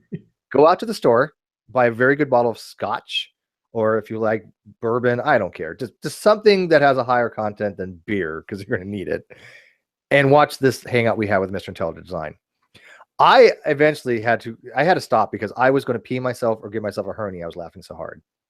It was hilarious. What? It was hilarious. This was the one that you had recently, right? Yes. And he's still going. He's still with going the tissue on. papers and the eggs. What's the derivative of x squared? Oh God, dude! Yeah. I had to watch. I want to make it a weekly thing. Me and Drag were trying to come up with the names for like a weekly event with this guy, like Fridays. The intelligent design learning hour, and hang with us, and everything you learned, you'll forget about actual science, because I had to watch that thing in 7 sittings. I couldn't sit through it. Oh my God! Yeah, I have it on my queue list also. It's just Lucas, watch. Oh my fucking God, watch it. It's just it's one of my favorite all-time videos. I still don't. So okay, so I think I actually fell asleep because I put it on while I went to bed for the last portion of it. I will bring out the banjo yesterday, and I think I missed the last 20 minutes or something. Did he actually get to the point where he explained what his experiment was supposed to test? Technical difficulties. No, he doesn't. He never gets to that point, and he just reiterates things about intelligence. It's going to be on evolution. We're talking about next time, biology, which again, nothing he's familiar with. But he claims to be a civil engineer, and then said that he had never taken a college level physics course. And then when I asked him, Steve had me muted. No, I didn't have you muted. And I wrote him this really off the wall mathematical question that had completely bullshit in it. I mean, I just threw words together that sounded halfway decent, right? You know, and I mean, the individual words probably mean something, right? There is something called a Gaussian floor, and obviously, it's like about cardinalities, and we know there's cardinalities. But I would think that a guy that went through civil engineering, you have to take real analysis, you have to take advanced mathematics. He didn't have no fucking idea, and he's like, "Oh, I don't remember my math." But no, the answer to the question is no. I'm like, no, the answer to the question is a totally bullshit question. You can't even recognize bullshit when you see it. So, a civil engineer, isn't that technically a structural engineer? Yeah. Yeah, Steve. Now I know why the buildings in Japan collapse. It's not the earthquake. Blame Mr. Intelligent ID.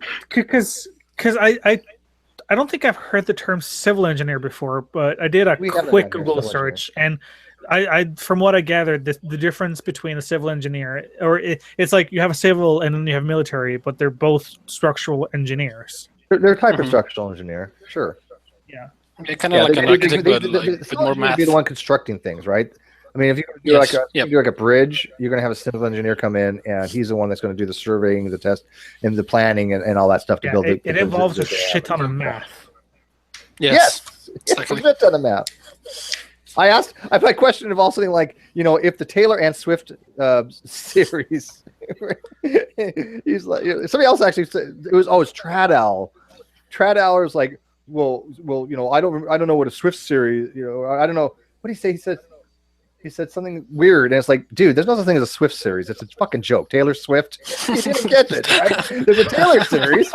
I said the Taylor and Swift series, blah blah blah. And he's like, oh, look at Steve, math, blah blah blah. I'm like, fuck you, Trad. You're an idiot. I was rolling. I wish I could have seen the live chat from this hangout, but I wish we recorded the live chat. It was going nuts, Tom. Oh, yeah. It was so fucking funny. Oh, Trad Owl. He's so damn stupid. But anyways, I want to make this a weekly event with this guy. I'm taking suggestions for names. Dragon and I tried to come up with some. We weren't too good at it, but I want to have, like, you know, this is like a weekly thing with this guy, and I've been honest with him. I'm not gonna lie. I've said, dude, you're gonna be my new lone scout. Yeah, fuck Ronnie. Fuck true empiricism. I mean, we have actually found somebody dumber than Ronnie, and I never thought it could be possible. I'm sorry. I stand corrected. I humbly admit, and I will concede, this person is dumber than Ronnie. It happens, right? Right. So what's gonna be the next show with this Mr. Intelligence guy? It's gonna be Friday. Friday, all right. And it's going to be on evolutionary biology. He doesn't seem to understand that Darwinism is not modern evolutionary biology. He doesn't grasp that. He doesn't understand simple concepts like speciation. All right. He doesn't understand natural selection. And yet he thinks he's falsified the theory of evolution and deserves a Nobel. Yeah. I can't make this shit up, people. This shit I writes love itself, you know? I don't have to do a goddamn thing. I just put these people on air and just sit back and go, okay. Yeah. I have to say, I was doing laundry when I listened to the portion where he said that my assistant dropped the egg. And I was like, you needed an assistant to drop eggs on tissue paper? Say that. Yeah. Really? Yeah, you did. I missed that.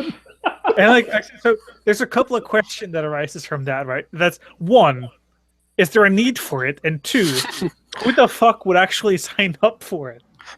I want to meet the person that signed up for being the egg dropping assistant. I wonder if the assistant was going, God damn, this is stupid. I actually had to stop because I started laughing so fucking loud. I couldn't even put clothes up to dry. I got cramps. So. And by the way, yes, Kara is trolling in the live feed. She doesn't believe that. In fact, Kara is actually one of the leading debunkers of flat Earth, and I want her to come in here, Kara, when you get a chance, and actually have a go over some of your software stuff, and I will have you as a guest. Kara is awesome. I mean, she just literally knows quite a bit about physics, quite a bit about orbital mechanics, quite a bit about programming. I think she uses Kerbal. Is if I'm not mistaken. She uses many things. Is it Kara from Earth Discussions? Yeah. Yes. Ah, yeah. She's converted. You know what? You know what? Let's all do it. You know, I'm just done with it. You know, fuck with the Earth is flat. You know, I concede. If Kara's converted, I have no choice. Yeah, we're all just lemurs, and we just gotta follow suit. We're all Schrodinger's lemurs, and just gotta follow her. Was that lemmings? No, yes, yeah, lemmings. Not lemur, because Schrodinger's lemurs is actually in my live feed, but lemurs follow, lemmings follow. So, and that's not really true either. That was a Disney thing that they actually falsified that with that story about lemmings jumping off a cliff. They were. Did you tell me Lemmings, the game, isn't actually a simulator? Yeah, no. Wayne says, Steve, explain why THC doesn't cure cancer. You know what's funny is it doesn't, but somebody just recently had brought that up in one of the other forums, and they were saying that no, it wasn't a forum. Sorry, it was when I was playing WoW. I was in a raid group, and somebody actually had brought up a paper from the cancer.org that had said that they're doing preliminary tests. Well, here's what they ignored, and they didn't look at Snopes, because this was a preliminary study to test the evaluation of THC on the effects of cancerous tumors. Cancer is not one thing, right? There's no cure for cancer. The cancer is a group of things. But there's never been a showing that THC gets rid of cancer, right? All that is done is that the oil can shrink tumors because it reduces the water concentration in the tumor. So the tumor gets smaller because it's more dehydrated. That's it. But it doesn't change the fact you still have cancer. THC in weed is great for alleviating the side effects of chemotherapy and radiation therapy. That's why people smoke pot, because it alleviates the nausea, the vomiting, the bleaky sensation you get. Like I said, my brother went through chemotherapy for a very, very long time. It fucked with him royally. It's not pretty. You saw what happened with Ruhiv just recently. You know, he's going through chemo and radiation, and you know, he looks very gaunt, and his eyes are sunken. Although he looks much better now. You tell about 150, 60 days since his stem cell transplant, he's doing much, much better.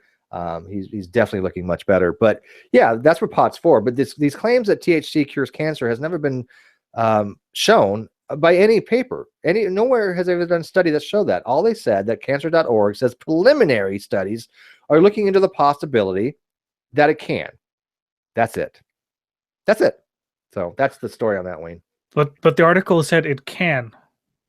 Yeah, well, yeah, that's the possibility that it can. No, it said it can. And everyone knows that when you say it can enough, it becomes okay. It can in theory, I guess, right? Doesn't mean it does. No. It can. That's not what they mean by that, though. But it said it can. Yeah, yeah, we know. Context is important, right? Yeah. Yeah. But wow, my live feed has denigrated into Pizzagate. It was Pizzagate for a while earlier as well. I got out of that whole thing. I think the whole thing with Preet just, I don't know. I think she's lost her mind. You have to have more hangouts about Pizzagate, Steve. No, we don't. I ate pizza earlier. Pizza is tasty. Pizza is tasty. I was eating pizza when I entered the room. Does that make me part of it? Oh yeah, you're part of conspiracy now. You're part of the cover. Oh damn! Do you like hair on your pizza?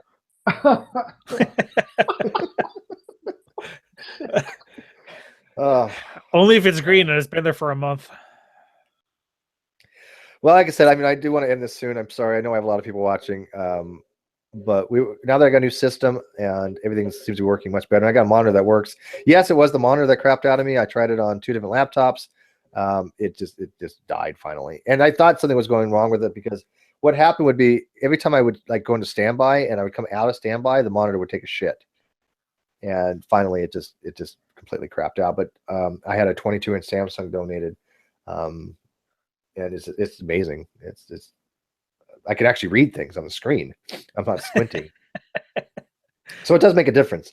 It makes it easier to have these kind of hangouts, because I can swap between, things, and it doesn't freeze my system. I'm not roboting. Again, the roboting earlier was due to the encoding software, not the computer, not the internet. And I will figure out how to get the encoding software to work better by doing different settings over the next week or so. I'm still trying to get Jen Peoples in here. I'll message her in the next couple days. And I think that'll be an awesome hangout. And a few other things, like I said, going on. So, like I said, I really enjoyed this hangout. Something? This was good. What? Doesn't Jen Peoples have a degree in something? Like an actual... Yeah, like... she's an aerospace engineer. Is he? Oh, there you go. Oh, right. Yeah. I knew it was something advanced. Yeah. Now, again, I mean, I don't see eye to eye with her on a lot of things. I know she's very much into her feminist stuff, but I like the way she handles people on the atheist experience. I like the way she engages with people. I agree with her on a lot of different things, and she seems like a cool people to have in here. And then we'll get like Tracy Harris, and then we'll like move up the food chain and go from there. Sound good, guys? Nice. Yep. All right. So I'm glad I got, gave you guys something to watch for a while. It's 8 o'clock my time. I am going to end this so I can go play a little bit on my WoW now that I can actually even play a little bit easier. I mean, actually, I haven't really noticed my WoW difference with this new computer. It handled WoW okay. It was just these hangouts that didn't hang. It would just shit off whenever I tried to do anything. No, serious. My old system was so bad, dude. I opened 3 tabs. I'm not even lying. 3 fucking tabs, and the thing went to shit. Right here, I mean, I've had like 30 tabs open just to try to stress test. It didn't even bother it. Oh, right. Yeah. Didn't even bother it at all. 16 megs of RAM. So, yeah. So, anyways, guys, thank you for joining me. I will probably have a hangout tomorrow after TST, after show. If not, then I'll have it the day after. And I will be running these 3 days a week. As promised on my Patreon, 3 days a week is what my minimum is. If I can have more, that's great. If I get special events like Mr. Intelligent, I love him. I do. Ronnie, if you ever watch this, I'm sorry, dude. You have lost your title. We just need to have Red speak with him so he can get nominated. No, you know who'd be awesome? King Crocoduck with him. But at least Mr. Intelligent is not very belligerent. He's not calling people names. He's a really nice guy. Yeah, that's why I enjoy talking to him. He doesn't get upset. I can be insulting him to his face. He doesn't get upset. I'm like, okay, great. I like this guy. He did actually look like he would probably be a fun guy to hang with as long as he didn't talk about anything that was more advanced than eating ice cream. He's personable. I got no problem with that. Oh, the other thing I want to bring up before I go off air, the dumb fuck of the year. We're already like one third in the new year almost. In a few more weeks, we're 1/3 in. I wanted to give my nomination so far. I think C. Brown is the lead contender right now. Just FYI, that's my lead. That's the one I'm going to be pushing for. Sorry, Blue, and your quest to get Von Helton voted dumb fuck of the year. I still think that C. Brown this year has gone well beyond the normal level of dumb fuckery. So he's my prime candidate as of right now. Has Von Helton been up to something else since New Year's? I don't pay attention to him. That's what I got Blue for. Blue pays attention to Von Helton and Jason Burns, so I don't have to. God, Jason Burns is still alive? Oh, Blue has a whole channel dedicated to Jason Burns. I mean, literally, God. that's what he needs to just squirt some more obsessed by him in a ketchup creepy kind and of leave. Yeah, he's weird. Some people have no life. Like us. No, we got lives. It's just what we choose what to do with it. This is entertaining to me, and I enjoy it. So it is what it is, right? Oh, and the other thing somebody just brought up. Thanks for watching the hangout I had with G-Man on Drag's channel. I felt very supportive. I thought that I kicked G-Man's ass. I thought I did a good job. What's that? Who hasn't? Well, yeah, I'm not saying it's terribly difficult. Okay, accolades here, but I mean, there's a couple things I wish I would have brought up, but nothing major. But it is funny. I want to point something out important that G-Man during that hangout, something I didn't notice. Hogtie brought it up afterwards. Do you guys remember when G-Man said that he has taken all oncomers, that anybody who's challenged to a debate, he has taken on? Mm-hmm. Well, that's not true, because not at all. Because Jake Herder pointed out that he had offered to debate him. He turned him down. Hogtie, 7 debate things that he wanted to debate G-Man on. He turned him down. And even I finally, remember, I offered to debate G-Man to give back to the community by having a charitable event for Gus Bellinger that Creationist Cat, or his slaveholder, Vadim, was going to moderate. We had it all worked out, or we're working it out, right? Creationist Cat said he would. Or Vadim, one of them. And G-Man backed out of it, right? and he said, "Oh, well, Steve doxed me or something, and I won't ever debate him." And then he goes on to Drag's channel and says, "Hey, Steve, why don't you ever debate me? Why don't you debate me?" And Tyler Durden says he offered, and he didn't respond. So I thought it critical that we point out that it was funny that he said that he would never not decline a debate, and yet I was a coward for not debating him, and yet I specifically went out of my way that one time to offer to debate him for a charitable type thing because I thought that was important. However, I'm going to modify it a little bit.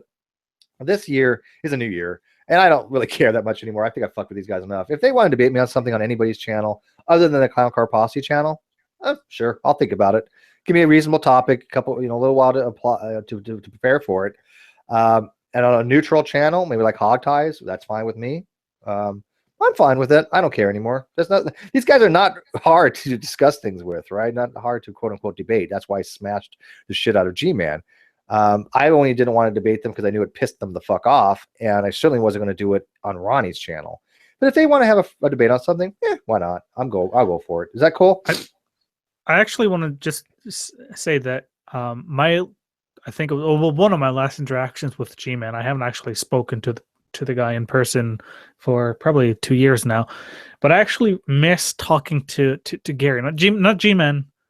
But not his persona. Yeah, but no, he's cool. him. He's okay when he's not in his persona. Because one of the last times I talked with him was actually it was after Hangout went off air, and it was just me, him, and JD Kane.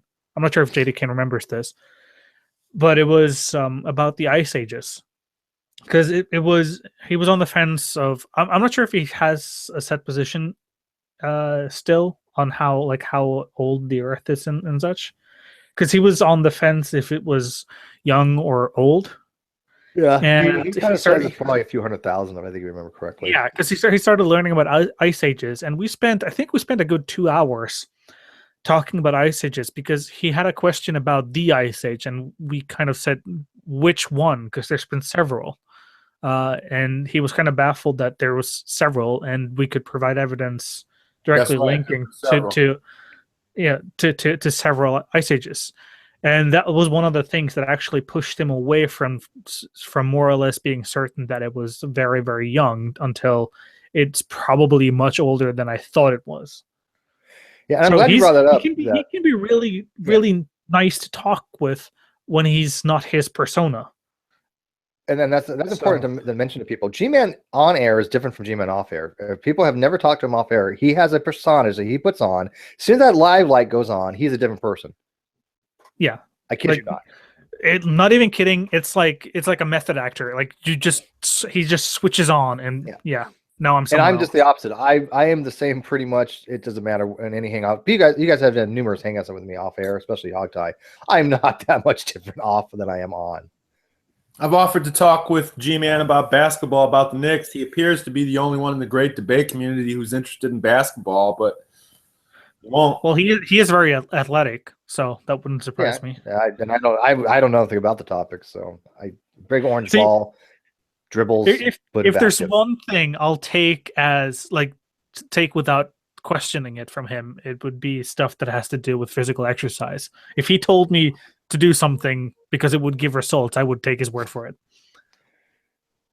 Well, like I said, I think he does everything just for he wants to bring people to his channel. He'll say anything just to get people to his channels because he'll make up controversy so he can have something to talk about, right? It's not a bad idea for G-Man, a workout show, an exercise show. Huh. Dude, I watched the shit out of that because I mean the guy's in great fucking shape. Yeah, I don't think he's in bad shape. Oh no, for what is he, like 35 or something? He's in good shape. No, I think he's older than isn't he 40 something? 40s, the early 40s. Yeah. Yeah. He's in great. Hawkeye, did you want to add anything to that real quick? Because I saw you drop back in about the debate and G-Man thing. Because I know you offered like 7 times to debate him and he keeps turning you down. We've lost count. A couple other people threw some other ones in the thread. Apparently it's been 8 times that he's either pushed for a debate himself and then chickened out, or agreed when I've offered a debate and then chickened out. It could be more than 8, but it's at least 8. I was just correcting him on that single point when he says, I never turn down debates. Never. Right. He does all the time. That's just me. There's lots of other people who can make the same claim. I actually popped back in because of what the hell was the egg story? Dropping eggs? What was that? Okay, God. you didn't watch the whole video for the Mr. Intelligent Design? I didn't watch any of it. Oh, dude. couldn't tolerate it. I Oh. downloaded it. I might listen to it on my next drive, but it'll have to be a really long, really boring drive. So, dude, I love that hangout. It's like one of my all-time favorites. I was laughing so hard. Really? Okay. Oh yeah, no, I mean, it's seriously. Would you guys agree that was one of the funniest hangouts we've ever had? Dude, It's certainly in my were top chuckling 5. more than you were speaking at some point. So Is what? So you were chuckling more than speaking laughing at my some ass point. off. So, Okay. It's just so fucking funny. Yeah, the experiment he did, Hogtie, to determine intelligent design was he took a tissue paper held by his assistant, or no, he held the tissue paper and his assistant dropped an egg through it. And he repeated this by adding a tissue paper each time until the egg no longer passed through the tissue paper. I guess he somehow figured that an assistant holding it at the same height, even though you couldn't think about this, how would you actually have the exact same height each time? That's not a very good control, right? But for the sake of argument, he basically had dropping eggs through the tissue paper. And when it finally didn't go through the tissue paper all the way, he determined that was evidence for intelligent design. What the fuck? What is this supposed to mean?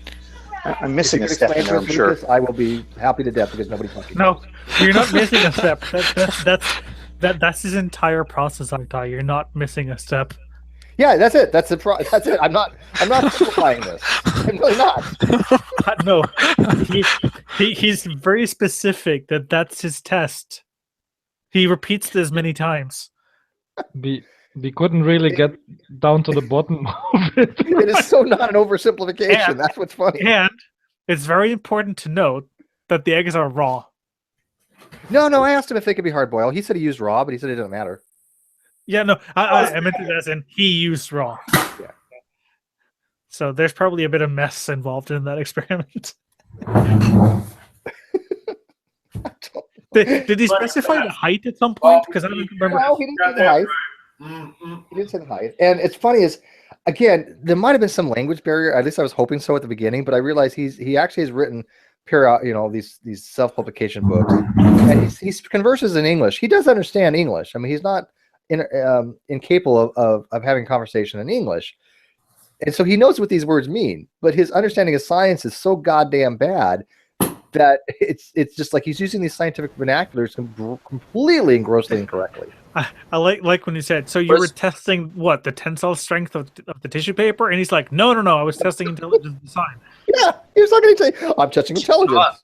I was just going to ask. I mean, was the tissue reinforced with anything that he was using? No.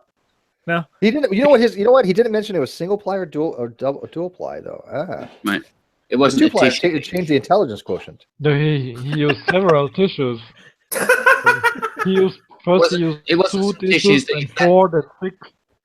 It wasn't tissues he'd found in his bedroom or anything. That's what Yeah. He didn't mention they were used or not, so I don't know. Oh. All right. With that note, guys, I am bringing this to a close. I kept this over Thank longer than you. I wanted. Blue, thank you, my friend. Keep up with the Jason Burns and the Von Helden, so I don't have to. Hal Soy, keep up with your flat Earth debunking. It's awesome. Lucas, thank you for joining us again. Simos, always a pleasure. Tom, loved your discussions on that one webpage. I like the fact that you actually do know a little about quantum, and we can actually have a cool conversation about it. Yeah, that's nice. So, yeah, it was nice. So anyways, guys, thank you all for your support for my channel. We'll be having these more often now that I got a system that doesn't freeze. And so I will hopefully be making some videos. I am, again, I'm trying to make a viral video project. I have Paula Gia on board, Tal Seti. I'm going to ask Darwin Greatest Hits, and maybe like Hal Soy if he knows about videoing. But we're going to have a hangout probably in the next couple of days to discuss a viral video idea that I have. And I've actually got a numerous amount of PhDs on board. I've already been asking them. They're all down for this.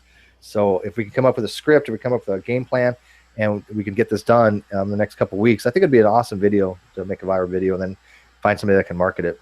With that, Sarah wants me to sleep naked because, I don't blame her.